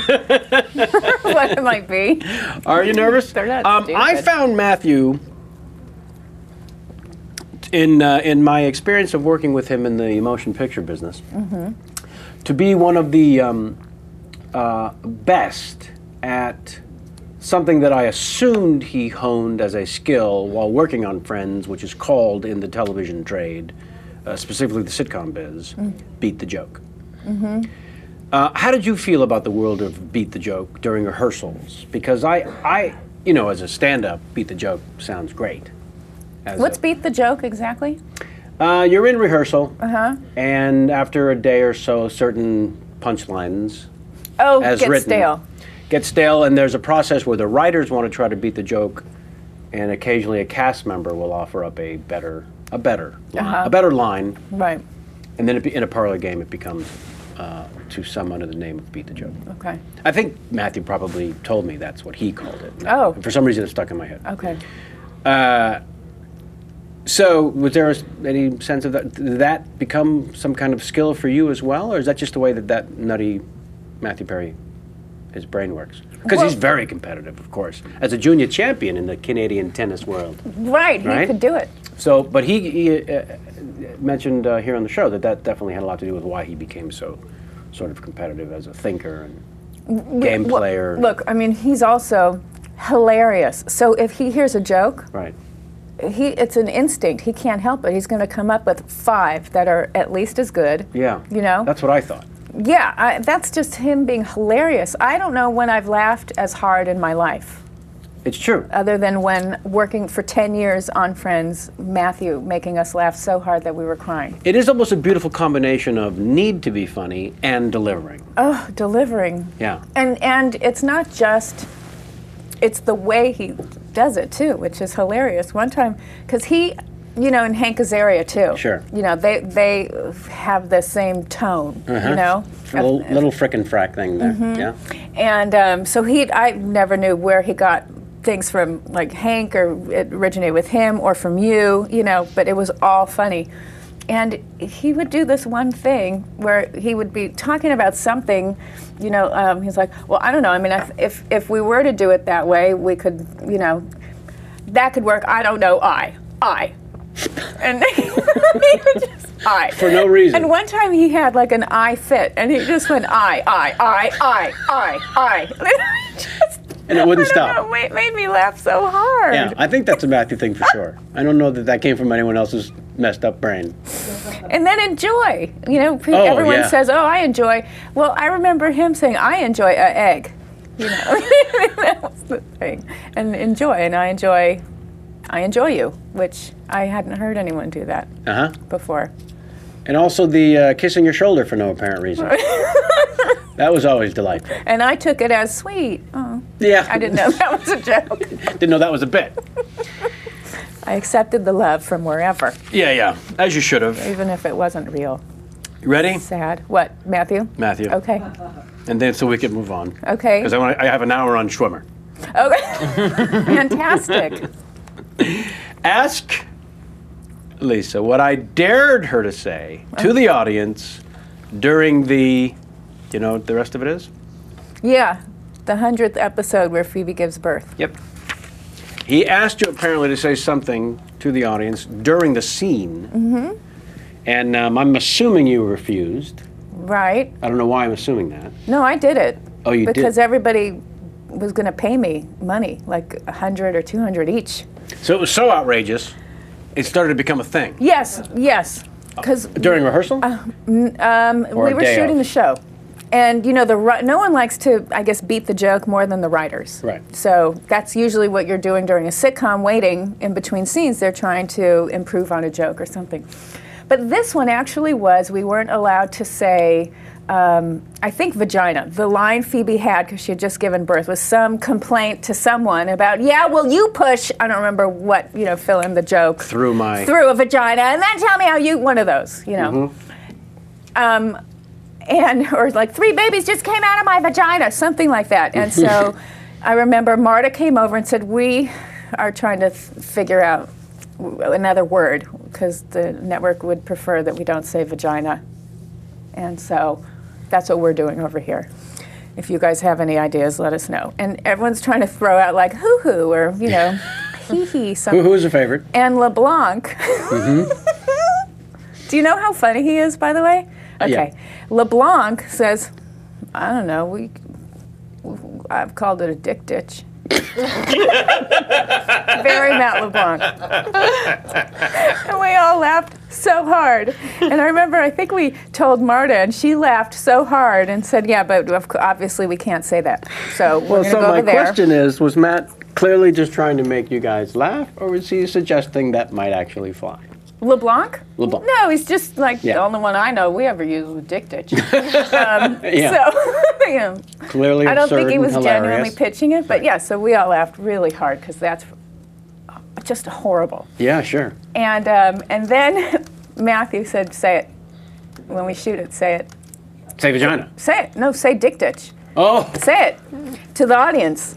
Say it in the scene as they're shooting. My. Say it. Because Yeah. Not live. Yeah. You know. Yeah. Just do it for the audience. What are they going to do? Fire you? Just do it. Just do it. It's 100th episode. He's like, I'll give you, I don't know what I'll give you $200. And then Jennifer's like, so will I, so will I, so will I, and so will I. It's like, all right.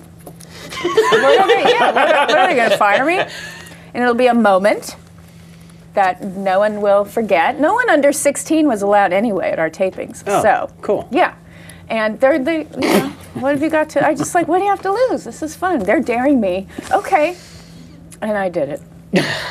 And David Crane, who does not like, any kind of blue humor or who we lost during gross. the opening of the show. David Crane? Yeah, we lost him during the opening. No. I was fired up about that fat fuck. Yeah, I don't know if that would bother him, but he doesn't like those kinds of, Punchlines in a sitcom. He just doesn't like that kind of humor. Yeah. But he laughed too. And Couldn't help everyone himself. was just floored that Yes. because it's really not like me, I don't like practical jokes or anything like that. It really is the last thing you would expect me to do. Oh my God, yes. So that And was- also, I imagine before doing that take, when the writers were conferring, they in fact came up with something and gave you a new suggestion, and that's Right. why you were doing it again. Right. So they were all expecting to hear this new version. I got to shock absolutely everybody. Oh my God. Uh-huh. And, oh man, that is fantastic. That is fantastic. The other surprising news I have for you is that we actually have this piece on film. Oh. Let's roll that. No. wouldn't that have been great? Damn it! Oh. I wonder what they did with it. Oh, yeah. What do they do? Do you know? What do they do with the stuff that doesn't work that they don't put in a blooper reel and Well, sell? yeah, I mean, you have to assume someone lot. was wise enough to hold on to that. Oh, yeah. It's got to exist. Oh, I think it does. In fact, I think I've seen it in one of our, maybe when we were done, they made like a gag reel out just for us. Oh, yeah, that's no. in there, There I must have think. been what was called the Christmas reel. Or something like that, Yeah. just for us, I think. Oh, so damn good question and a fantastic story. 59%. You're welcome. Dick ditch. Dick ditch. Everybody. Negrin's is putting it in his regular vocabulary as we Is speak. vernacular? Oh, yeah. He's dropping it in. But that's so long. We called it a dick ditch. Yeah. Why? Why? Who would? Who would do that? horrible, It's a horrible thing to say, and you're just... Every letter that makes up that name is wrong. Yeah. Exactly. It's not just the name itself. Yeah.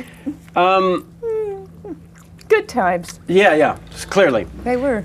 Yeah. In fact, the process for putting that show together is an interesting one, and almost a different story with every different person you talk to from the cast in terms of their perspective, but also, there's the big picture of how difficult it is to get a show on the air, how difficult it is to, as an actor, audition and clear the network and get in.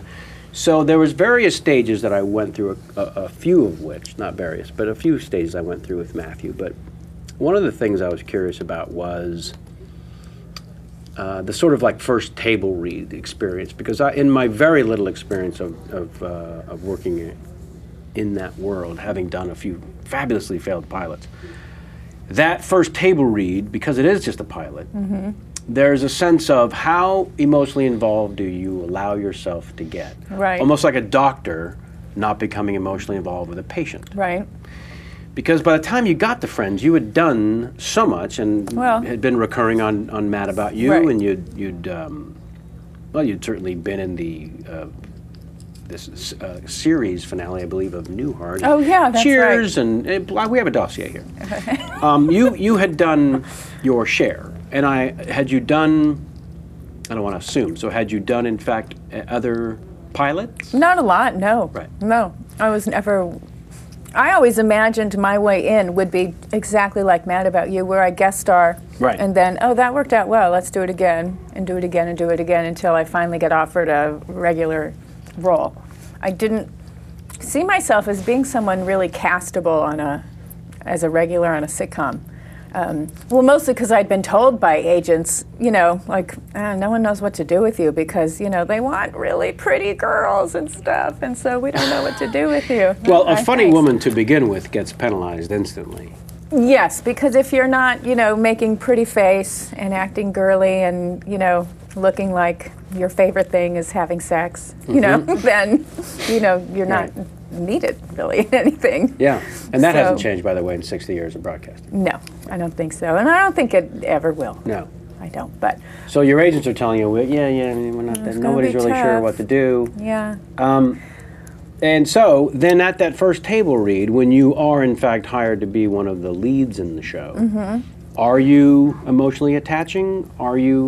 What was your sense? No, all I wanted to protect was, in the contract, before you do a whole 5-year, back then it was only 5 years, now I think it's 7.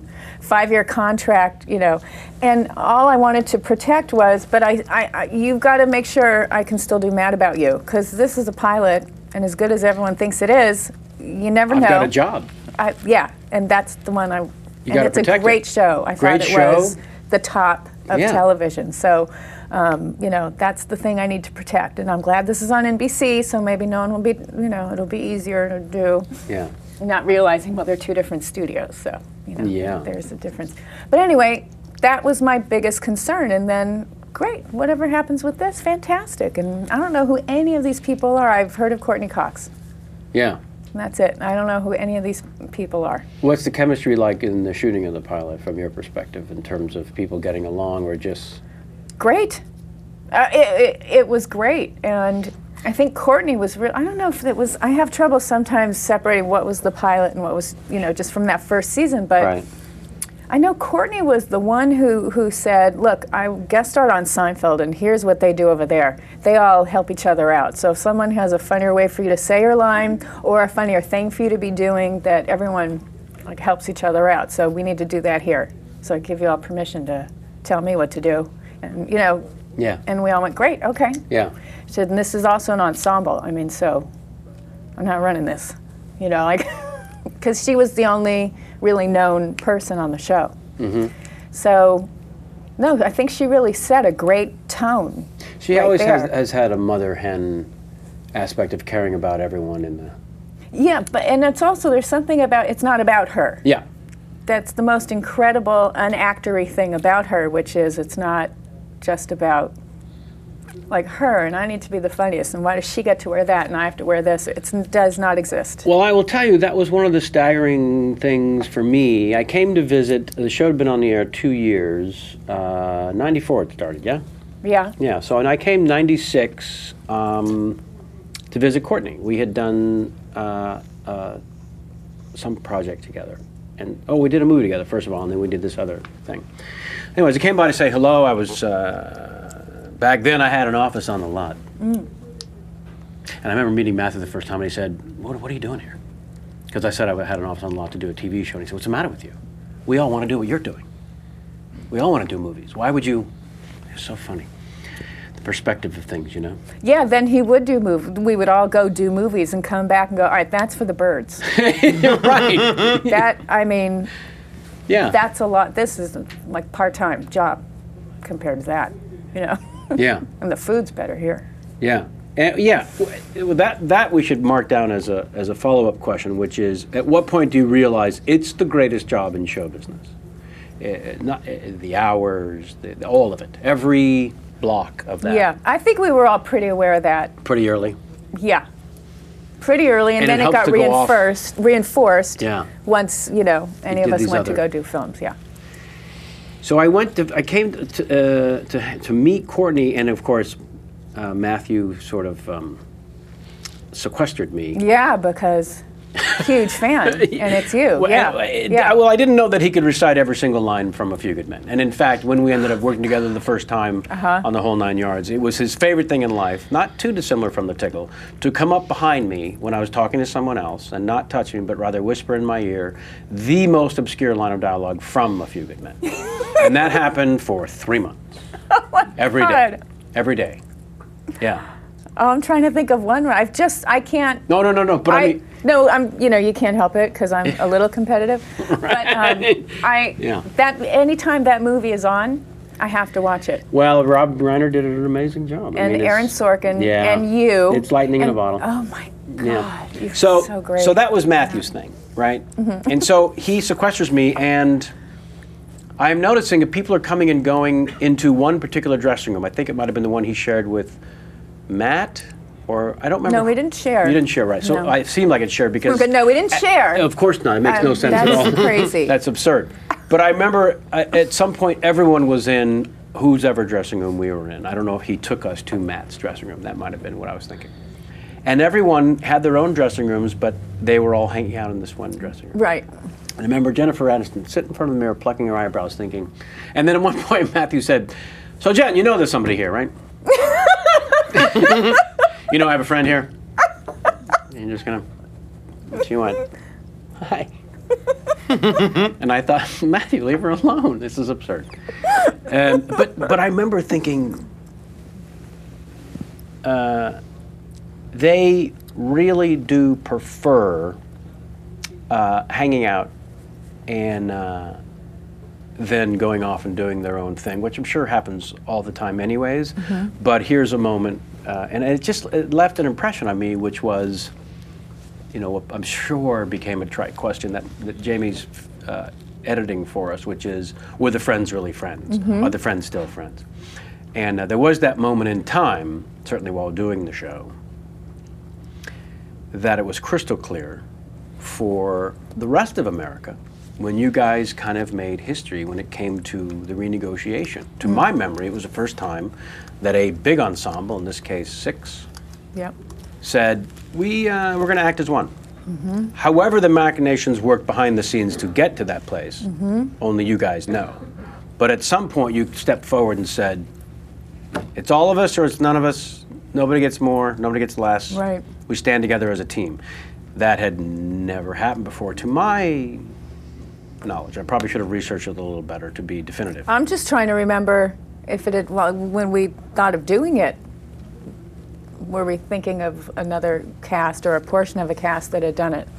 Well, there was a walkout on West Wing, clearly after you guys. That's after us. Yeah, and it had never happened before because previously it was an odd thing for a show in an ensemble, say a Cheers, say a MASH, when someone started to get paid a lot more than everyone else. So I remember at the time this line of solidarity feeling like history and a pretty damn fantastic precedent. Yeah. No, it was. I mean, it was really, and I remember it being Schwimmer's idea. Wow. And getting a call from him saying, look, I think that as a group, there's nothing stronger than the 6 of us as a group. And that makes sense. You know, must have made like sense any instantly. one of us, he was thinking, probably himself or Jennifer, or Courtney, like one of us could easily get more than everybody else, but I don't think that would serve the show since we're all in it. We all are here the same amount of time every day doing the same work. And, according to also, Marta and David were very much like, this is like, who's your favorite Beatle? It's a true ensemble. Right. And so that's what it was, truly an ensemble was what they were saying. And so it was just, okay, then we're a true ensemble. And we knew that we needed to get along really well. And that if one of us was making more, that was going to be, it was just going to be uncomfortable. Oh, God, yes. So, but that hadn't stopped other shows from befalling that, Right, right. I'm sure they felt the same way, but still someone said, yeah, but I'm...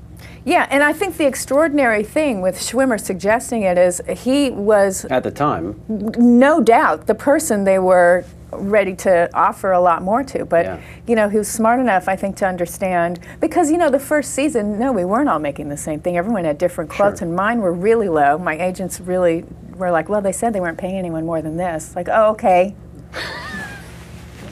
Are you still with this agent? No. Who said you really shouldn't expect to be No, a and that regular. was the same person, by the way. Yeah. You know, I guess their attitude was like, "You're lucky enough to have a job. Are you crazy?" So, you know, but Can you play tennis? Was it still? yeah. Is medical school out of the question? Yeah. Or, yeah. So, you know, and there was some tension because, you know, we all realized we're all here the same amount of time. We're all exactly like, you know, an important part of the show. But yes, there were 2 romantic leads, and then it switched off and it became another 2 romantic leads. But yeah, so we just felt like, I would imagine, as that's instantly clear and makes sense to the cast, all 6 of your agents and managers, that is the last thing they want to happen. right, it was. Especially those representing the ones who stood the chance to make the most. Right. And a And- lot of us were with the same agents.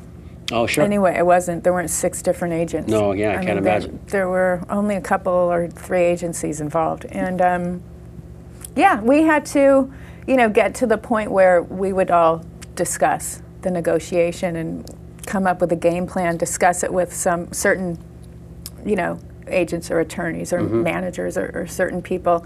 And it got to the point where we had to actually be talking to not what do they call it? Not like the personal agent. You know, there was like a bigger business affairs person. Absolutely. No, that's it. That we would be talking to, you know.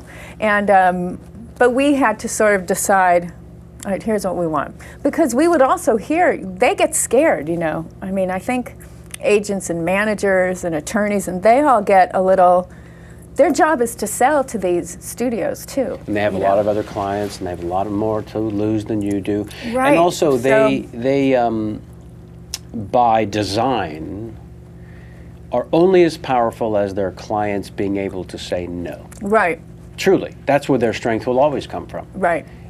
You put the representative in the catbird seat, the driver's seat. So they live in a sense of they're never there on their own. Right. They always look to their client to give them that strength. Yeah. But we would even hear from certain people, you can't- know, you at some can't do point, this. you Yeah. can't do this. At Yeah. some point, they're just not going to make the show. And we knew that what we were asking for was not outrageous. Right. And I remember Courtney saying, well, what are they're not going to have friends? Come on. So she was also super smart about this. Yeah. Really smart. Just like, really? Really? What, are they going to take our picture off the wall? That's going to look good. They're not going to do it. And And by off the wall, you mean the outside of Warner Brothers building. Yeah. A painting that is 200 feet tall.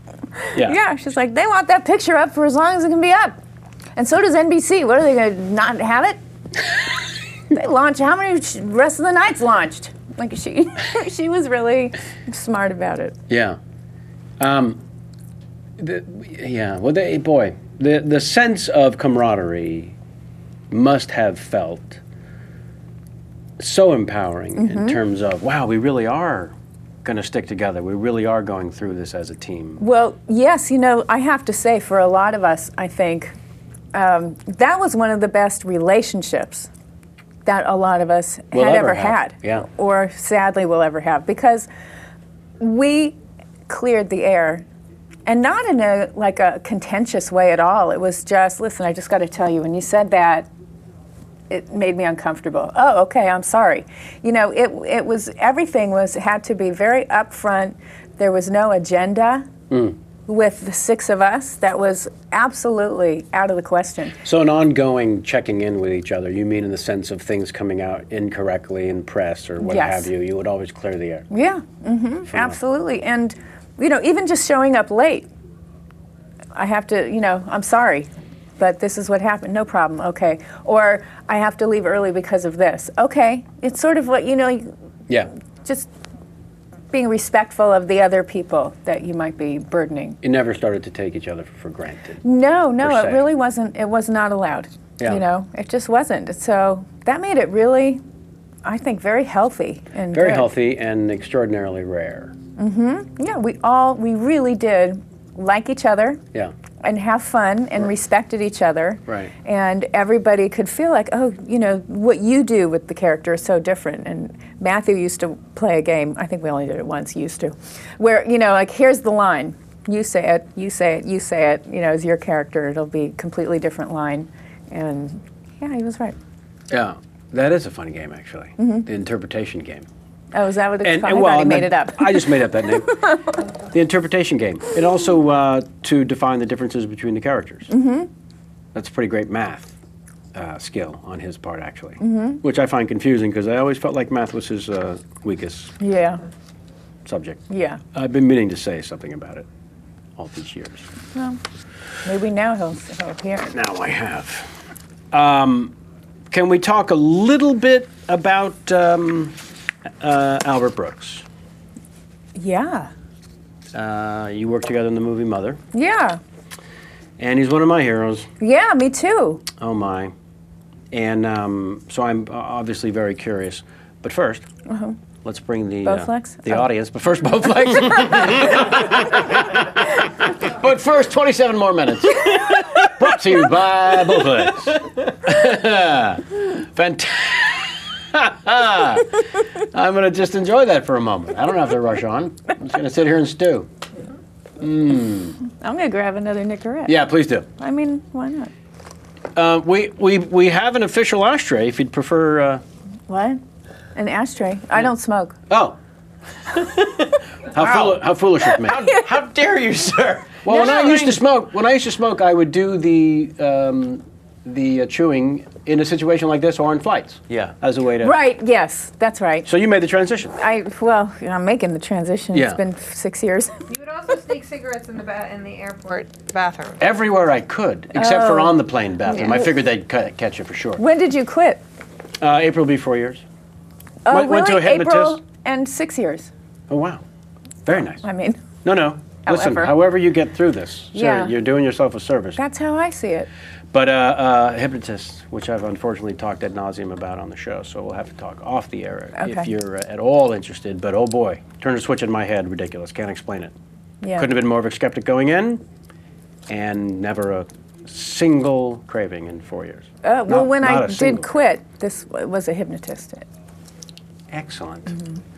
But, I mean, And then that was the question. Now we've ruined the question. How did she quit? No, kidding. oh. This is another fabulous game we play on the show. Uh-huh. Yeah. It is a series of 5 questions that have a this or that answer, Coke or Pepsi, no correct answer, just whatever your opinion is. Okay. And it is called a Tweet 5.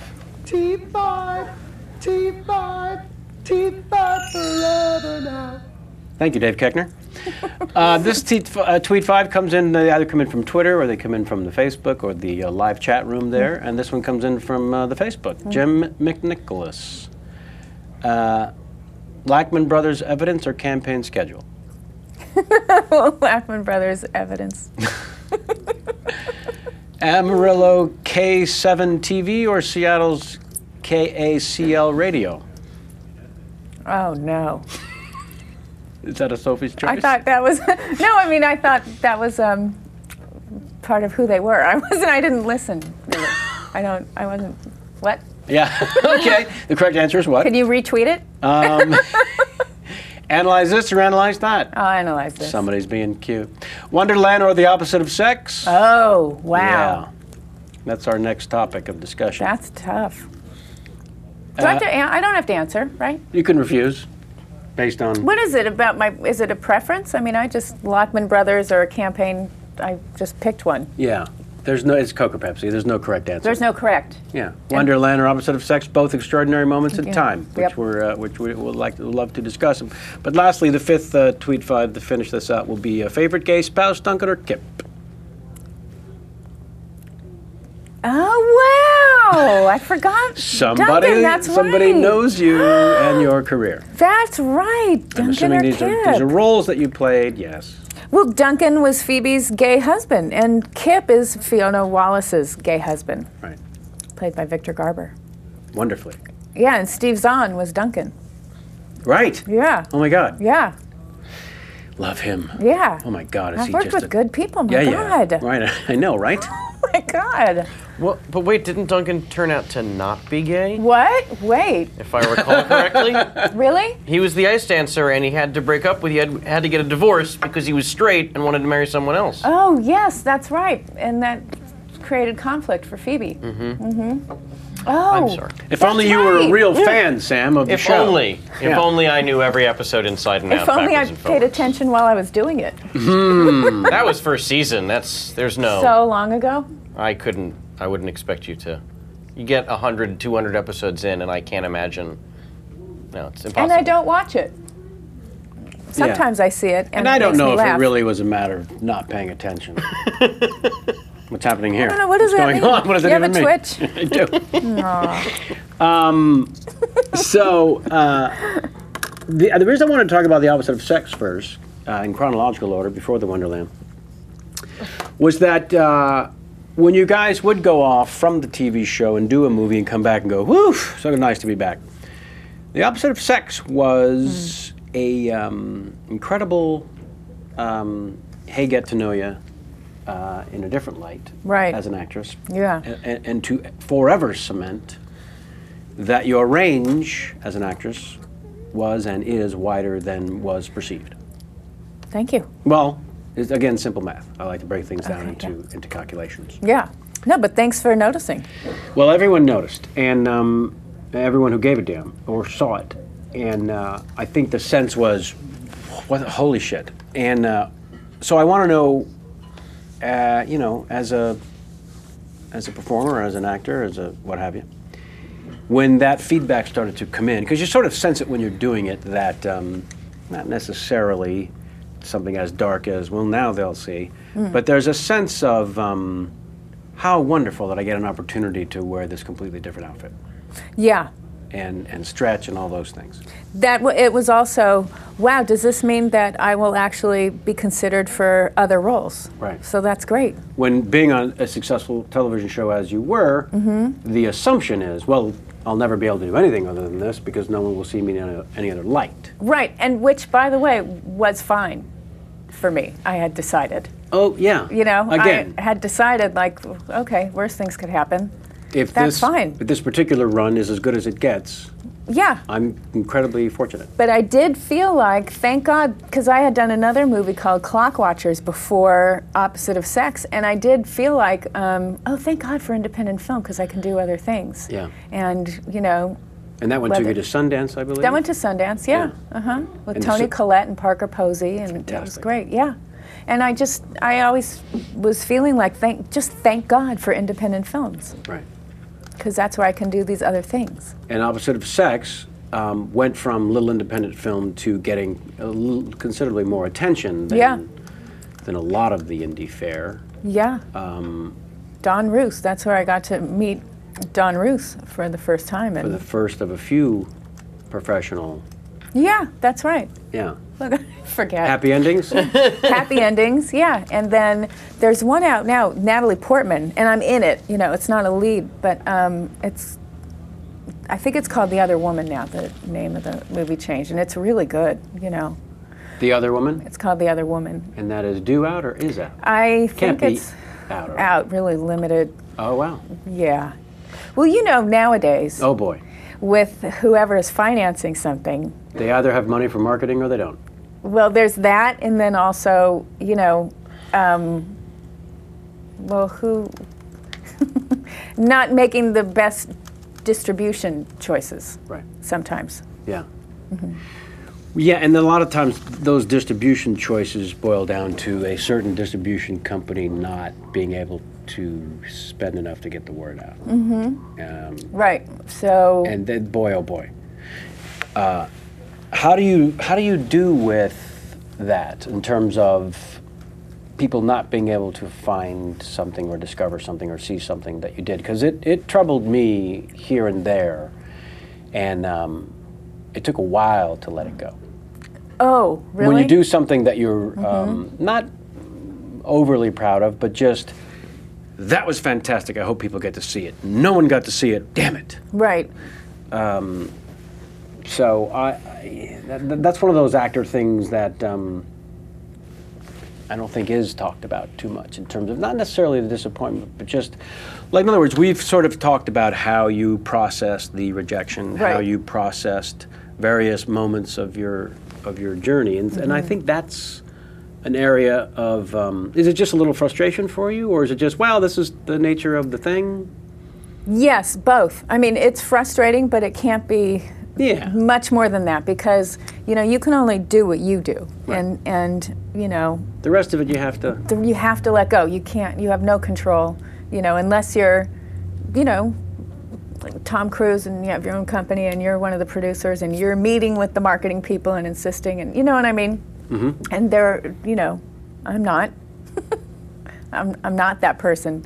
So. Well, then let's discuss web therapy, shall we? Oh. Because I think maybe you might be that person. Well, I don't know. I still don't know if I am. I just know that I can only concentrate on, The creative. the creative part of it, and I have certain, we all have certain feelings about how it should be Yeah. marketed, but you don't get to make those decisions usually. You just don't get to make those decisions. Right. So, Well, I found that about the web. I found that about original content for the internet was, for the first time other than my stand-up comedy, was an opportunity to make those decisions, to have some control over the project or the content's destiny. well, but I think also what I'm talking about is for film, of course, the goal, it lives or dies by how many people, buy a ticket. Right. Right? And then how do you manipulate people into buying the ticket, to me, is always the strategy when Oh, I see, it yeah. doesn't need to be. It could just be, here it is and it's really good, and here are the reviews and they're really good. Or, Well, that seems to be the one And- piece of the puzzle that everyone's agreed it falls under you never know. You never We've know. done this correctly, we've done that correctly, and now we just have to put it out there and see if people give a damn. Yes, and you don't know what's going to happen in the world a week before the movie comes Oh, out boy. that all of a sudden turns them off and they have no interest. Or Yeah, it that's turns not out there was a funny. blizzard back east and we lost 70% of our audience, no one can go to the theater. That, Yeah. or it's about, a plane crash, Mm. and then you have just had a horrible, air disaster. I mean, there's too many things. And then the marketing people and what their take on the film is, well, this is an art house film for a gay audience. No, it's not really, but that's, where they've put it, and that's happened. And they think they're experts, Yeah. of course. And even, for Wonderland, for example, I mean, the poster for that, the one sheet, I remember Val Kilmer was like, did you see this? It's all wrong. Did you see it? It looks like Boogie Nights. This is not a romp. This is not like a roller dance movie Yeah. with bright, shiny, sparkly. It's not Dark, like that. dark. And he came up with another poster, which they did use for the DVD, which is you just see a guy, jeans, and then a huge, like sock, or I don't know what, bulge, a huge bulge There's a cobra. in it. And that was a great, little just symbol of what this movie's about, much more than, woo! Good time. It's not a good time, No, it isn't. that movie. But I think that's what I mean. And for the web, it's just, I don't know who's going to show up. It's the build. that's okay. If you build it, they will come. Yeah. If you're any good at building it, if you build it well enough. Enough people will come to Right. make it worth doing more. Yeah. And, I think other, TV wasn't working like that, and film doesn't work like that anymore Right. at all. Right. At all. Yeah, It's no. all too expensive. There's too much at stake, and that's what was so freeing. You're right about the web. It's like just writing your own material. You go up there and you do it, but now you have a much bigger audience potentially. Right. We are going to interrupt the. You can try to interrupt me. No. I don't stop talking. Sorry. Sorry. I You're go right. on and on. Why would I want you to come to a talk show and insist on And talking? talk. You. It's time for Who Tweeted. What the? Hey, roll the thing. Who tweeted? Roll the thing. Who tweeted?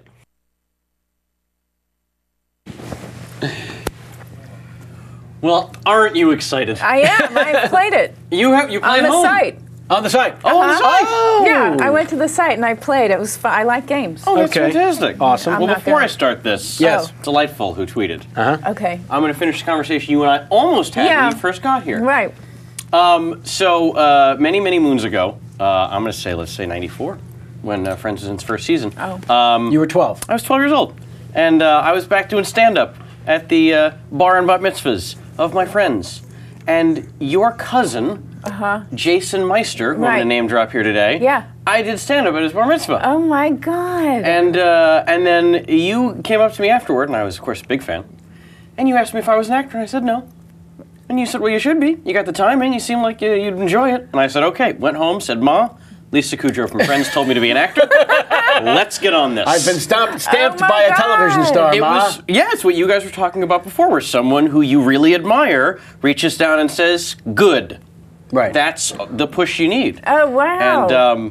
And so it was only about 5 years after that I was shooting the pilot of Freaks and Geeks. Wow. Yeah, and that's why you Deborah look familiar. McGuire, who was the costume designer on Friends as well as Freaks and Geeks. I told her that story. She says, I'm going to see Lisa tonight. You want to come to set? Oh, yeah, you did And then come. I did. I Yeah, came and I found you and you were in hair and makeup and I told you that story. You were like, you would have done it on your own. Yeah. Well, no, I wouldn't. It was really a big help. So But I thank you. did think you would have done it on your own anyway, because you were Told you. too good. Oh, I mean, you you're don't so get sweet. up there for if you don't think. You don't just get up there and do stand up at a bar mitzvah if you don't think No, I just. that you can do it. Yeah, that's a good point. You would have done it on your own. Maybe. I'm glad I could but help, that though. it was a tremendous help. That's great. It is. It Oh is. my And God. here we are today, I was your Conan O'Brien. about to play. From now on, that's how I'll refer to you. Lisa Kudrow. She's my Conan O'Brien. Oh, she's my Conan O'Brien. Yeah. All right. What have you got for us, Sammy? Well, so you know the rules then of who tweeted. Yeah. It's going to be 8 questions or 8 tweets. And Not we're- at the same time. No. Yeah. We'll do them one at a time. Right. It's Tyra, Paris, or Demi. Right. Edition. Are the authors of said tweets. Right. And I'll read the tweet, and then you ring in. Okay. Bring And in. you just smack the table, say your Okay. name. I'm getting better at this. We ring in by saying our own name. Say your own that way name. he can tell who's, I'll point to you. Okay. instead of us both going ding. That'd be Right. no good. No, Yeah. because you don't Sounds know. too similar. Our Yeah. voices are the same. Exactly the exact same tone. Got it. So you ring in, I'll point you. You have 3 seconds. Say either Tyra, Paris, or Demi. And the reason for that 3 second is because I used to ring in and then take a minute and think about it, and they said you can't do that. That's cheating. Yeah. Right. And you get it right, you get 5 points. You get it wrong, you lose 3. Oh, it's a strict. That's right. Okay. We That penalize doesn't happen for ignorance here. on this. I point And, to this TV screen. It doesn't happen on. Doesn't happen the on that computer. monitor? Oh, very well. On the website. But as you know, we don't play for shigs. We don't. We play for cold hard cash. We play for a that's dancing Andrew $20. Jackson. $20 US. Okay. He's not dancing so much today. Well, as soon as the air conditioning comes back There's a on. lot at stake here. Okay. You don't have to say dick ditch either for that money. Okay. All you got to do is just get a couple of these tweets right. For that money? For that money. I wouldn't have said it. Fair enough. Fair enough. I don't know. I beg to differ. I think she said it for free earlier. No, it was a lot of money. That's true. Sorry. All right. I meant today. Here we go. Who tweeted? Tweet number 1. Here we go. What is the cutoff age for wearing half tops with the tummy showing? What is the cutoff age? For Kevin wearing Demi. half tops. Sorry, no. Yeah. -3. Then I would say Tyra. You would have been correct. Yeah. Yeah. But it's all right. You're in the But lead now by 3. you Paris wouldn't even ask that question. No. Well, she wouldn't be wondering. All right. You're figuring this out. I like it. Tweet number 2. Just finished getting acupuncture. Feel so relaxed. Oh my God, who cares? Lisa Paris. Off to a wonderful lead. That is correct. Right. A commanding lead. Yeah. Look at this. It's an 8 point. You're really in the hole, pal. This isn't working out for you. Because I don't think Demi is the type who's like, everything I say is fascinating. I don't think she's that Oh, type. you should read her tweets. Tweet number 3. Just ran into Tori and Dean at the TCAs. Love them. They are such a cute couple. So Kevin sweet Paris. and down to earth. That is correct. It's correct? How dare you? Yeah, I'm afraid so. Well, why is There goes Paris the at dancing Andrew Jackson. There he It's the fleeing Dance Andrew Right Jackson. on. He's right. It was the retreating. fleeing Andrew Jackson. Now he's dancing. look. Now he's more of a He's dance. He's He moving. likes me. Hang on. Thank you. There you go. I win. Ding, ding, I ding, ding, think ding. no reason to continue the game. Thank you, Sammy. That's fun. He really does like That is impressive. Okay. All right. Yeah. I've Okay, we crawled got it back to a +2. We got a barn burner now. Tweet number 4. Just a little hop in Egypt. What? Just a, That's it. Just a little hop in Egypt, Egypt. would be just a little hop in Egypt. Hop. That's Lisa Tyra. Ooh, sorry, no. Lisa's wrong. I lose points for that. It's all right. It's to me. It's to me. Now it is It's tied. me. It's tied. You're The tied. score is tied. Okay. It's all right. It's all right. Here we Now go. it's a 4-question game. Tweet number 5. We've leveled the field. I'm jealous of people that can write computer code and chicas with no cellulite. What you jealous of? Oh, that's Tyra. Lisa Tyra. That is correct. Yeah. I was just giving that one to you. What you jealous of? Did you base it on Ebonics? What exactly? How did you nail? Why was it so obvious? I don't think Demi would talk about cellulite. Probably not. Tweet number 6. That's very logical. Loving all the compliments. I should wear JFC fashion more often. Boo. I don't know what fashion that is. JFC, but I think it's at the risk of losing points. Lisa Paris. You're gonna gain yourself some points, Whoa. young lady. Smoking That it. is that is She's correct. promoting someone who has a line. I can't see the other two. Again, doing that. logic is kicking my ass. With- Penny. I'm a robot. You're gonna need to get the There's next. There's no logic? heart. There's no heart. It's all. So if the Gears. wizard were here, you'd be asking. She's a Vassar gal, man. No, That's all they not it. studied. Was tweets. Can you major in that Senior now, Vassar? seminar. I don't think so. Oh, that's a shame. It's still a good school. 10 zip with 2 questions Not if remaining. they don't have this that tweet major I was so looking forward to. Tweet number 7. My damn purse is so damn big. I need to get a tiny one so I won't stuff it. How big is your purse? Boys, your wallet. Paren. No dirty jokes, boys. Close paren. I know who it is, but I'm going to give Kevin a chance. Give Kevin a chance to bury himself, Kevin Tyra?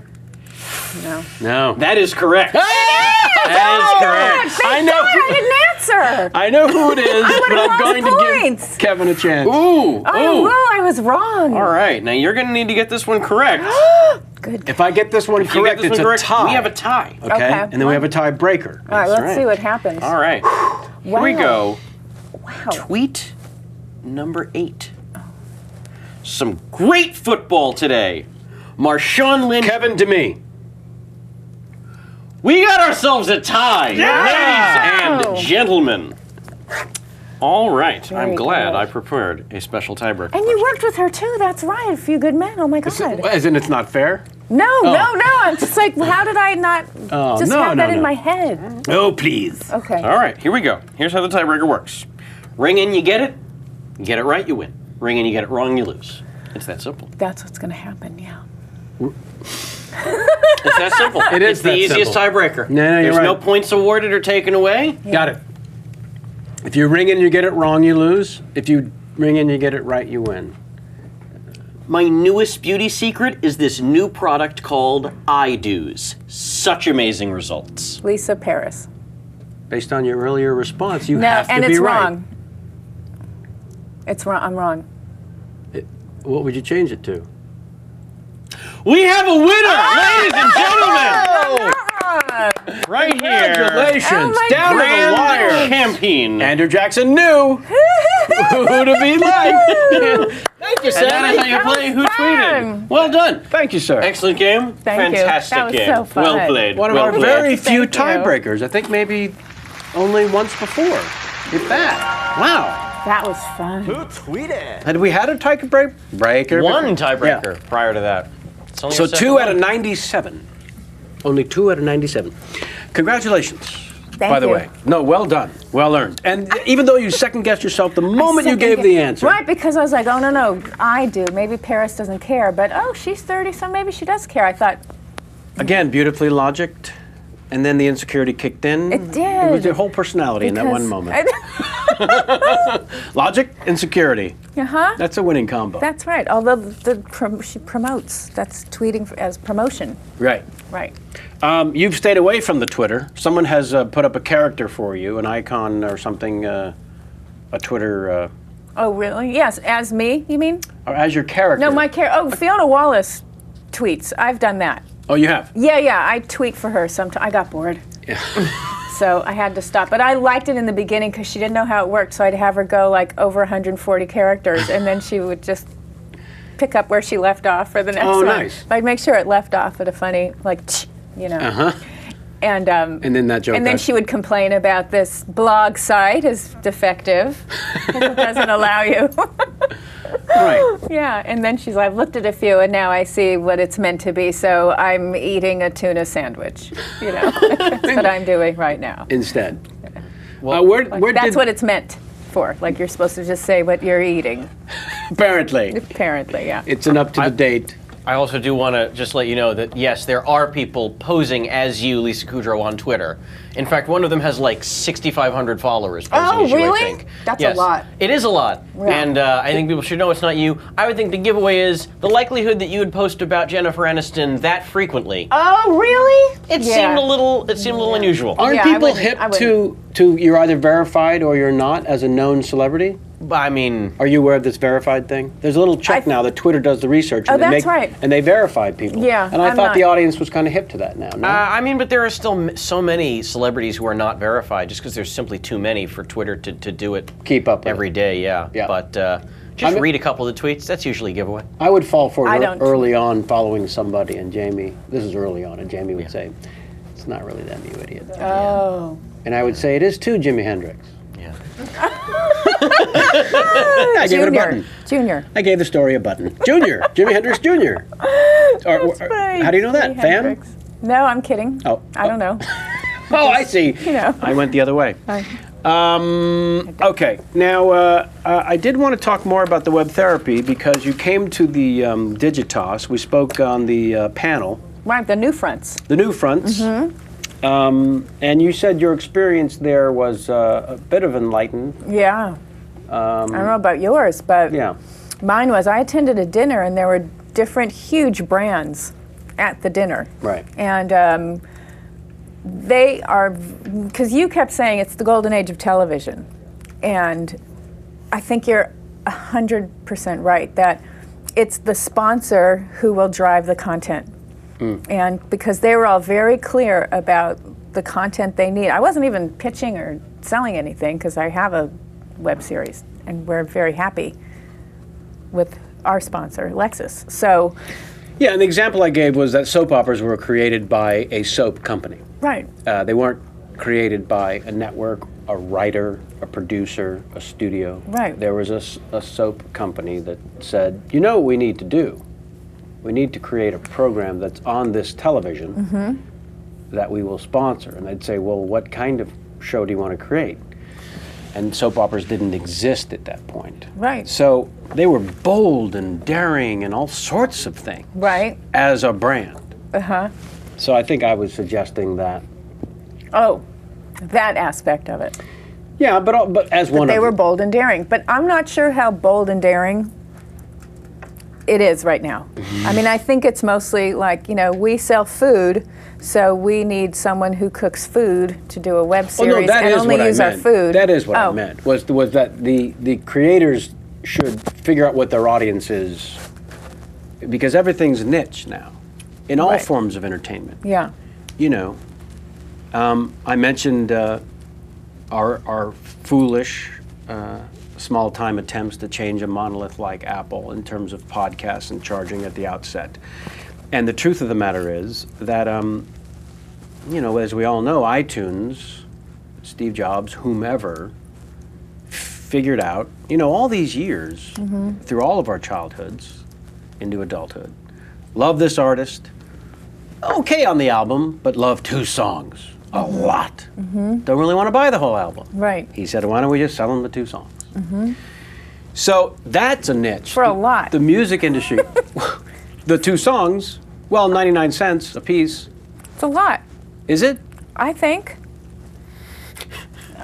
Well, I mean, if there are, When the album was $14, right, and there there were- are 10 a CD is only like 10 songs, right? right? And if that's 14, then So- $2 for 10 songs would be 20. Right. So you were actually But- paying more for the 2 songs But than not if at you got the 99 CD. cents. Oh, 99. I keep thinking $1.99. No, yeah. All right, it's slightly less, but still, I think that's Right.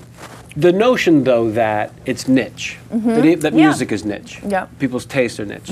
People like soap operas, my shows, my programs. What do they call? Stories. My stories. My stories. I love my stories. Right. Jamie's from Pittsburgh. Her football team is playing in a very important game today. She, at her heart and soul, is a Penguins fan first, right? So it's all of I our. have my Penguin socks on because I don't have enough Steelers gear, so I don't wear my Penguin You wear the Penguin socks? I don't wear my Penguin Let's socks. see them. Oh, they're cute. Let's see them on camera. Can we Because get? the colors are, Oh, I can't get that Penguins look. are black and Vegas gold instead of black and gold, like regular gold. It was determined Vegas gold. Yes. Those are the colors, black and Vegas gold. Wow, I don't know. that's pretty cool trivia. Yeah. I don't think. Wow. Vegas gold. Vegas gold. Did you know that Vegas gold existed as a No. color? I don't think most It's of I us. yellow. think it's It's- made up.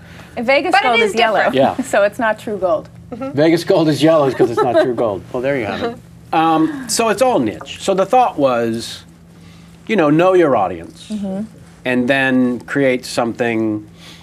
I felt with this show that there was an audience out there like myself who longed for long-form conversation, one-on-one. Autobiography was a type of book they love to read. They're curious about people's journey. How did you get from there to here? That's a niche audience. We found out in December there are 1,265,000 of them that we know of that downloaded something. So there becomes a way to track that niche. Yeah. And then ultimately, it's all driven by numbers anyways. Right, but I mean, the thing that's fine about it's free at first is then you can create a demand, Yeah. and then you see Right. whether, so now, will they pay? Right. And web therapy is still in the process of making that transition to cable network? Yeah, I think, we'll be on, I think in the spring, on Showtime. Right. Yeah, So also first offer for free online. right. But it is also available on iTunes, Sure. where you pay for it to download it. Excellent. Yeah. Um, And I don't know those numbers. but you could find them out. I could probably find them out. We could find them out now if you'd like us to. You could? Sure. I don't think so. We need all kinds of passwords. Oh, no, but we're not running that because that's Yeah. El Studio, L Studio. their deal Yeah. with Absolutely. iTunes. Right. So from the beginning, web therapy was sponsored by Lexus. Yes. And was it Lexus, in fact, who came to you, or someone said, Yeah. "Oh yeah, Yeah. I mean, we had a lot of our agents, who are the new media Sure. people. Yep. And one of those. And they would say, "What about web series? Do you feel like?" And the answer was no. But then, as I thought about it more, I just thought about, it would be really stupid for a person to offer 3-minute therapy sessions online only. I mean, it's all aspects of it are bad. And that made could you be laugh. and it made me laugh. Yeah. And so about a year or two later, Wow. they said, because we weren't pursuing it. I mean, Sure. that wasn't my driving ambition, to see this happen. right." But then, Lexus came to them and said, do you have anyone who has an idea? And they had known the idea. There's like, that's a great idea. Wow, nice. Told them, and so, and it was Diane Charles and Ron Karashi with Intelligent Life Productions who were, working on El Studio for them. They don't work for Lexus. They were hired to be the producers finding content Within the L for Studio. El Studio, which Right. had their own broadband channel. And who had created web therapy? I did with Don Roos Right. and Dan Bugatinsky. Right. Right. Tell us about Dan Bugatinsky. And Dan Bugatinsky, okay, I met him also when I did Opposite of Sex. He was in it, and he's Don Roos's, spouse. Right. So, and he's a writer also. So that's who I created. Our company, Is or Isn't Entertainment, is Dan and I. Nice. Yeah, and then Don, was interested in web therapy. Right. And also, Who Do You Think You Are? that show on NBC, the genealogy Yeah. show. I want to talk about that next. And that more of that coming, by the way? Oh yes, February 4th. February 4th. We buried the lead. You know what? I'm not a good salesman. That's why, you know. Yeah. Well, no. But it's great. I'm This season is great too. great as well, yeah, because it's Yeah. kind of been great from the beginning. Yeah, it's just a great show, which I did not create. No, you saw the British version, Right. which I'm assuming was the original one. Yeah, Yeah. it's been on for like 8 years. And you happened to catch it when you were over there, or British I was BBC in- America, or No, I was in Ireland. It's not on BBC America even. Which I is was ridiculous. in Ireland. Oh, ridiculous. so you were in Ireland. And I saw this show starring, and the subject was Colin Jackson. I don't know who he was. He's, you know, a gold medal athlete, you know, winner. And I was riveted and just thought, this is the smartest but most compelling and entertaining show I've ever seen. The search of where you came from. Of where you came from, yeah, because Right. you're combining, you know, it's not just names and dates. No. You know, genealogy, names and dates. And so you can look at a name and a date, okay, 18-something. It's like, yes, but in 18-something, what was happening there was the beginning of the Industrial Revolution, and that's where a lot of families got into trouble. So that might be why they moved from here to there. Let's look at this now. Yeah. You know, then you start getting some sociological and historical context into it, and you can sort of create a theory about exactly what happened to your people. Right. And that's what I love about it. That's what you found absolutely fascinating, and how could you not? And you did how many episodes? We did 7. Those have to be available on iTunes as well, I would think. I don't know. Almost everything is now. I don't know. Where's the DVD? I don't know. Who do we talk to? NBC. All right. Or Shed. I don't know. Shed Media. But you know you've already shot more. Yes, yeah, we're going to have 8 starting February 4th. Man, that's fantastic. February 4th is a Friday. Friday nights at 8 on NBC. Nice. There, we finally Good at said the it. plugs. It only took I'm 2 good. hours, but we Jesus, said it. Me, oh my. Well, I'm sure we lost most of the NBC people earlier when we were. Ooh, I suck at this. Well, I'm going to do some press also. here's next week. where you're wrong. This show is actually not about that. This show Right, is it's more- not. It's right. not meant for that. Yeah, it would have been Okay. weird if when we started you said, Kevin, I need to mention something. Right. You know what I mean? No, So I know. thank you I for didn't not. think that's what it was. That's Yeah. just, we're just chit-chatting and then it would come up. Or not. I was fine for it to not come up too. Well, it's in your dossier. Yeah. Who can you hint at or share who some of the journeys are? Yeah, in the I new can tell season? you. I can Let's tell hear you it. all of them. Let's hear it. It's going to be Vanessa Williams Nice. and Tim McGraw Fantastic. and Rosie O'Donnell. Can't wait. It's great. Kim Cattrall, Yeah. which is a great one. Wow. Lionel Richie. Wow. And it's a really good one. Well, they're all really good, so Yeah. I have to stop saying that Yeah, well, every we're one of them. assuming that. And I'll stop with the wow and amazing, too. Lionel Richie. like Lionel Richie. Well, no, but it's a coup. It's a get. It is. I Yeah. mean, he's an icon for sure. Well, this is the thing. Yeah. And Steve Buscemi, Oh, boy. Ashley Judd, Uh-huh. and Gwyneth Paltrow. Wow. Yeah, it's just extraordinary. And they must have all felt when it was done, what an extraordinary gift. They're not all done. Oh, okay. They're not all done Oh, right, of course. because we're still shooting. Yeah. The only ones that are pretty much done are. But is that the sense when you finish 4. one that the subject themselves, that some of the names you mentioned and all the past participants, the sense is, what a gift you've given Yes. me and thank you? Yes. Yeah, it's got to be. It is.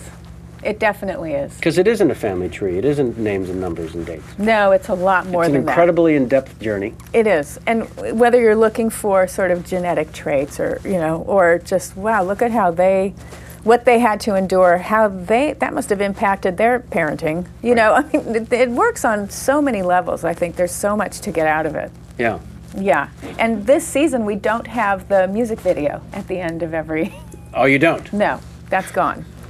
You seem happy about that. I am happy. About that. I am happy about that. Did you read the book Outliers? Oh, I have It talks it. And I about didn't putting read it. in the 10,000 hours, but it also talks, in order to perfect something, there's a reason the Beatles were the Beatles, because they did all those years in the cave in Hamburg and so on. But it also it does a beautiful job in, this is what was going on at that time, in that place, at that exact moment, that in fact informed, and one of them that was ridiculously fascinating was, Bill Gates. no. No. Well, certainly, but was how the lawyers Yeah, in New York, the the Jew takeovers. lawyers in particular, Yes, the hostile business the takeovers. hostile business takeovers of the 70s only happened because those lawyers, and I again call them the Jew lawyers, were not allowed to be members in the prominent firms at the time. So it went into the history of what was going on in law and how ethnic lawyers were not allowed to be a part of the fresh scrub law firms. Right. And they had to start their own little houses, and they would take bankruptcy cases and all these little cases that no one would take. And as it turned out, one of those, we would never touch that from the prominent WASPy law firms was a hostile takeover. We don't hostilely take over each other. Hostilely. Nicely said that. And so that's how they became the motherships and became a gazillion times more powerful than Right. the snooty. Not a credit to the race, but No. however. But a part of we will not be denied and work Right. ethic and all those other. No, the response to whatever is happening socially also is fascinating. Right. Right. We And so have that that a journey that the show takes. Yes, we have that a lot, especially with Lionel Richie, Oh, by the way. especially. Yeah, I'd say so. do you- Certainly, because it's not, we don't go back to slavery. It's kind of Reconstruction. Oh, wow. Yeah, and what was going on in the South. Right. And the response of the black community. Right. And has he shot that yet? Why did I say that? If he hasn't shot it, he doesn't know it. We'll make sure he doesn't say that. Oh, God. Oh, my God. You just Look, shared, I'm you just shared a sweating little now. research with us that the show does? That's all right. What? I just did. Well, it's not like you gave away answers to a quiz show. No, I didn't. But do what? But What are do you involved in the research of the show? You must be. If No, I mean, I'm not doing research, for sure. We have some very producers smart who, yeah. researchers. I Yeah. mean, graduate students, people who are, were history majors and getting, higher degrees in history, and they're doing the research. We also work with Ancestry.com, Oh, that's fantastic. and they are a partner in the show. Nice. And I mean, it's invaluable. Yeah. Oh, The God. help yes. and what they do, because they've got access to so many archives, and yes, most of them are online for all of us to have access to, which is so fun. Yeah. But they really help a lot, because when also the network wants it like, oh great, so we don't like how our development worked out, can you be up and running Yes. in not a lot of time, and the research can take months. Oh, I would think. Yeah, it really can. So, but Ancestry gets it going because they have all this access, and they can say, okay, we can trace this line back, and you So can when you start first saw working the here. show while you were in Ireland, you had a sense of not only being completely taken by and possibly obsessed with, but fairly soon after said, we have to do this show in America. It's worth a try, Right. is what I thought. And we found out that Alex Graham created the show, and spoke with him on the phone, and found out that he had produced and created, on PBS, Pioneer House, Colonial House, Sure. all those series, which I thought were magnificent. That was him. My God. So I thought, okay, so this is not some fluke this is Right. the real thing. This guy Pedigree. is fantastic, and he knows what he's doing, and they're so respectfully done. Yeah. And let's figure out where it's going to go. And then he sold it to NBC, and I went, but not really, NBC. Not And I remember PBS? that for not PBS, not HBO. Okay. Right. Well, That's that's the home of nerve-wracking. Fear Factor. Yeah. Well, yeah. And our first meeting with NBC, I said, okay. And I was not, I was just not antagonistic, but I was really Challenging. nervous, and said, but my fear is that you guys have it, and it's going to be, we'll tell you who your great-grandfather is, but first you have to eat this can of worms.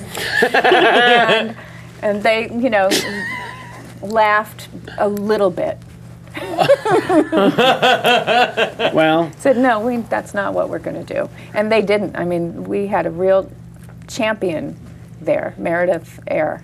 Right. R is her name. And she really, really kept the integrity of the show. Sure. Which is a big risk. This Huge. has nothing to do with anything they've done. And I think now they're even more comfortable with calling it a historical documentary series, which is what it is. Yeah. Which, of course, for marketing, that was a difficult pill to swallow. They kept, the worry is, oh my God, if people hear documentary, don't say history. Yeah. And don't say documentary. We have shows that are entertaining here. Yeah. But people showed up more than had shown up on a Friday night at 8 o'clock. Yeah. In a long time. I'll bet. And it's well done. I mean, we're Because very entertainment's proud. not necessarily working in that time slot. And the networks weren't really excited about perhaps acknowledging that. Right. So they said, well, your show has to be entertaining. It can't be a documentary. Right. Well, I mean, look, to be fair, in their mind, it's we've got to put our best foot forward. Sure. Absolutely. So we have to try to get people in here Yeah. to see it. And really, we just need to let people know that it exists. Who do you think you are? Who do you think you are? Is the name of the show. Yeah. Fantastic. Yeah. Well, I know who you think you are, and I'm unbelievably Am I grateful. right? Turns out you're also correct about that. I don't have a $20 bill for you, but you are correct about who you think you are. Wait, Kevin. Oh no! What is that? That's a slap in the face. You're right. Oh.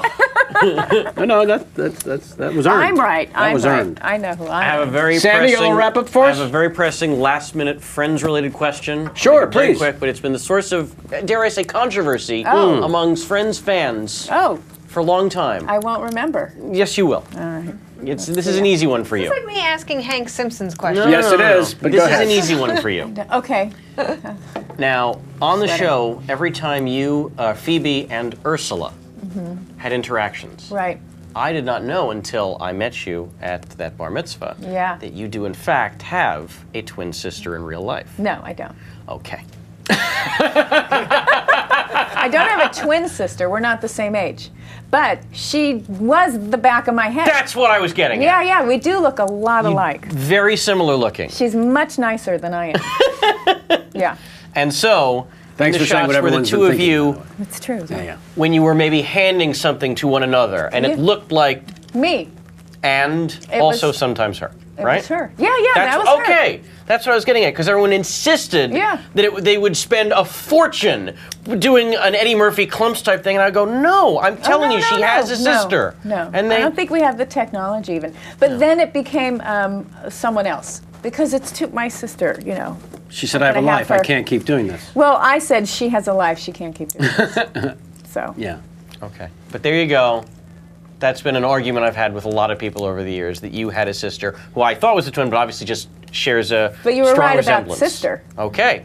We're not twins. Okay, fair enough. I look older. Wait. She's a little older, but I look older now. Well, She's good looking. I'll- She is. I can't believe we couldn't get her. And nicer. Well, you've been unbelievably nice. Oh, thank and you. So have you. I'm fun. sorry about the wait at the top of the show. I apologize once again. That was my fault. Oh, what? I got excited about my reality TV people. No, I was fascinated though, because I've seen that show before. And you didn't Not even the talk Peep Show. about The Comeback, which I loved. Oh, That show is thanks. amazing. Thank you for Yes. reminding me. Sam, you have a follow-up question for the comeback? No, just what a great show. That was Thank such a great you. show. What a That- spectacular show. The character of Valerie Cherish, you felt like it almost was hard to watch because you felt so bad for her. You're like, why can't people just like her and be nice to her? The Comeback's now re-airing on Sundance, right? Yeah. That's right. Re-airing on re-airing. Sundance. It's yeah, so I good. was just about to mention that, and someone told me that rather recently, and I started watching again and fell in love with it all Well, over our again. guest last week thanks. went off for about a good 3 to Oh, 5 yeah, minutes that's right. about how talented they think you are, and Oh, that's it was nice. Paul Dooley. Winnie Holzman? Yes, Paul and Paul Dooley? Dooley. Oh, They just yeah, I were know them. rewatching it, and they Oh, went that's on great. about Yeah. how great comedic timing you have. and Ooh, you're good so- endorsement from them. Yeah. Oh no, Winnie is, in Wow. particular was going off as a great writer herself. Yeah. About, and you contributed, my goodness, the hats you wore on that show. You're executive producer and writer Yeah, as well. yeah. I never felt so uncomfortable watching a show. But by design. but which that's what makes it good. Like I felt so Because uncomfortable you know what? for the character. It's meant to be raw footage. Right. Right. And the point of that was, these reality shows are edited, so you don't see the humiliation. They cut away from the humiliation. And Ever. we're Yeah. showing you that this is what's happening actually. Yeah, That- and it tapped into a human emotion that I have to assume, and certainly from some of the research, that the network actually blamed. This human emotion you're tapping into is why we don't have enough numbers to continue doing the show. You've actually made people more uncomfortable than we had thought or whatever. And I sort of felt like you have to know going in that that's what sets the show apart and that's what makes it special. And the performance of yours in that character is not only designed in a brand new original way, which is to make uncomfortable, but also once you get inside the character, you're laughing hysterical. Right. And for those of us who love the show, that was a delicate undertaking that in itself was the achievement. Thank you. No, seriously. And once again, if I may, a network found a way to pinpoint, this is what scares me the most about them, to pinpoint the chi, the apex of great, and add water or remove. But they have a savant-like level of ability to find it. Right. And then go, the very thing that makes your show special, you need to stop doing. Yeah. Which is But not... it wasn't the numbers, Please by the tell. way. Would you be surprised to hear that our numbers at 9:35, whenever we would show up, were just as good, if not better, than the first season of Entourage? Entourage. Yeah, Holy shit. yeah. And they were on at 9, or, like a reasonable Right. thing. And we were on sometimes 9:47. Depending on whenever they felt like throwing you on. Right. So the numbers weren't exactly the problem for a first season Right. on HBO. It's just that they stopped being HBO for a moment. I don't know that it was just for a moment. Well, I don't know. That's because I stopped paying attention after we weren't on it anymore. But, Yeah. it's, and the other funny thing to me is that, any creative person would say, where they think they made a mistake. Yes. A business person in the industry, like a executive at a network or an agent or one of those people, they would say, so I guess that it was that, that there was something wrong with it, like whatever you read. Yes. Said, so I guess the numbers Right. weren't good. I guess it was too tough to watch for people. I guess, like figuring out the justification for Always. the network doing Always it as trying to opposed to figure they made out. a mistake. And then I heard from someone who will be anonymous at that network, oh yeah, we made a mistake. It was just a mistake. Holy shit. Yeah. So Well- that to me was always the scariest thing about networks, by Yes. the way, is not what they'll do to ruin Water a it show down. or water it down, but that because they never laid a hand on it. Holy shit. Ever. Right. The scary thing to me is that they can make a mistake and then you're off the air. Yeah. And that was always, by the way, we're talking about friends and negotiations. It's like, what if they make a mistake And drop the ball. and drop the ball and don't make a deal with us? And do remove And us it's from the their side mistake, of the building. but we're not working, Yes. I can't help but Right. share that fear. Yeah. So, sorry. Again, No, I no, go no. on and on. I can't. No. Just give a Well, quick answer. You know what? What happened just now, though, was more telling and insightful into an earlier question, which is, how does it feel when you do something that you're proud of and people don't get a chance to see it? I think what you were just saying speaks more to that, which is when you work as hard as you did, not just doing a performance that we hadn't seen before from you or anyone else, quite frankly, that a character was purposely out of touch and uncomfortable to look at, purposely, by design. Right. And therefore, isn't it funny? I mean, truly, that's a spin of a paradise, toss of a paradise, what have you, that I've seen very few people even attempt, honestly. So to do something like that and be a producer, executive producer, writer, performer, to sink that much of your life into it and have it not have ultimately the run, shall we say, that it could have, should have, would have.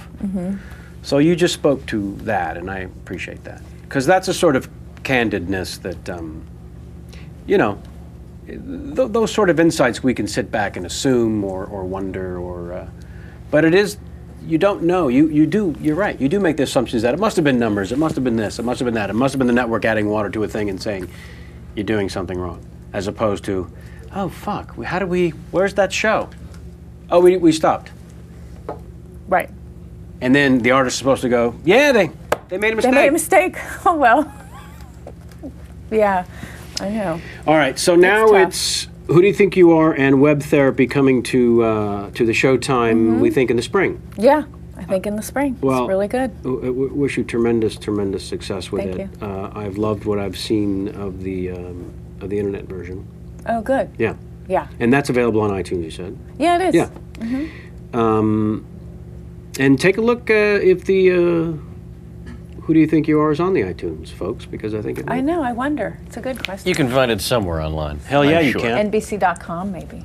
Are you ready for your version of the Larry King game? Oh! That's a perfect response, by the way. That is what we're looking for. Correct answer once again. And then we'll let you out of here. Right. And it's something that Larry King would be. The not want you to know. The 3 rules, if you'd like. Okay. Bad Larry King impression. As I showed at the outset, we're not looking for a good one. No pressure there. I want a bad one. And then that moment when Larry says something on the show that none of us really want to know about Larry. Okay. Larry sharing something. And then go to the phones, and if the name of the city is funny sounding, it's not going to hurt. Poughkeepsie kind of thing. Okay. That is your camera. All right. Center and begin. Okay. I think he does this. Oh, yeah, he does. Oh, yeah, he does. Oh, what does he sound like? I don't remember. I don't ever remember who my guest is, or what they've done, or why they're here. But I don't think it matters. Newton, Mass. Yes, that is what we're looking for. It's a Larry sharing the truth. I love it. Wow. Thank you. A watershed Honestly. moment for Larry. What? A watershed moment, yeah. Oh. Thank you, I dearly. love your shin bones. I was like, you mean shoulder? Did I not hear it? I am Larry. I can't hear now. Thank you, dearly. Thank Honestly. you. And really, truly, a great pleasure. Thank you very much. I can only ask now that you sit there uncomfortably while I wrap things up. All right, do you want to be on web therapy ever? Yes? Okay. Yeah. On camera. Does that take Binding in California. Did I take too long to answer? Oh, that's great. The answer is a yes. Okay. Immediately. When do we shoot? I want to thank my guest, who was wonderful, insightful, and funny without trying. That's all the things we asked for, quite frankly, on this show. Utterly candid, couldn't be more, and Matthew Perry insight. Next Sunday, we have the Mark Maron from the WTF podcast, perhaps one of the most popular podcasts in existence, one might say, written up recently by the New York Times. So very happy about that. And then the live in front of an audience, first time ever version in San Francisco on Saturday with 2 or 3 o'clock. Follow us on that one to find out. We've confirmed now that it's 2 o'clock. I gotta lose 8 pounds. For some reason, Jamie, what? Why? Oh, Jamie has to lose 8 pounds. Tune in next week to find out what that meant. And then Nathan Fillion, and then Steve Jones. So excited about Steve Jones, the guitarist from the Sex Pistols, and of course Jonesy's Jukebox here in LA. And a lot of great shows coming up, so check our listings on the website, kevinpollakschatcher.com, under calendar, I believe. The crew, as we wrap things up here, has been working for the last hour and a half outside these walls, making sure that everything run perfectly. I wonder, if I may, what they've been up to. If only we had some way of looking into a crystal ball into the past hour and a half as to what they've been doing. There's Mike, our director. He's at the TriCaster. There's Emily Goodwin. She does sound there. That appears to be Josh Negrin. He's waiting for Jamie to slam him. And then, wait a second. Wait. That's not It looks like J Mac. J-Mac, but it's a shirt. He's wearing the he's got Steelers stuff. The hat. And Hey, J-Mac. What the? Oh no! Wait a minute. It's why it's not him at all. We've been told. Oh! It's the psycho reveal. It was the psycho reveal. Oh my goodness. That's fantastic on 7 layers and levels. And yet the show's been running so smoothly. Yeah. He's been phoning it in. You know what that makes me think? We don't need him next week or ever again. Well, J Mac. Nice work, J-Mac. He's still here. Yeah, I had to make that clear. I actually told him to go home, so extracurricular that he stayed, and we thank him for that, and he'll get paid less. Thank you very much, everyone out there, and the fine folks at Bowflex for being a new sponsor, and Joe's of Bleecker Street for bringing us some sweet, tasty pizza pie. And Dr. Chen for saying his For just being himself. for just being himself, for being his too sweet to die self. Until next week, and as always, get out of my face. He's all of the rainbows, but none of the rain. He's dry, but he's an alcoholic.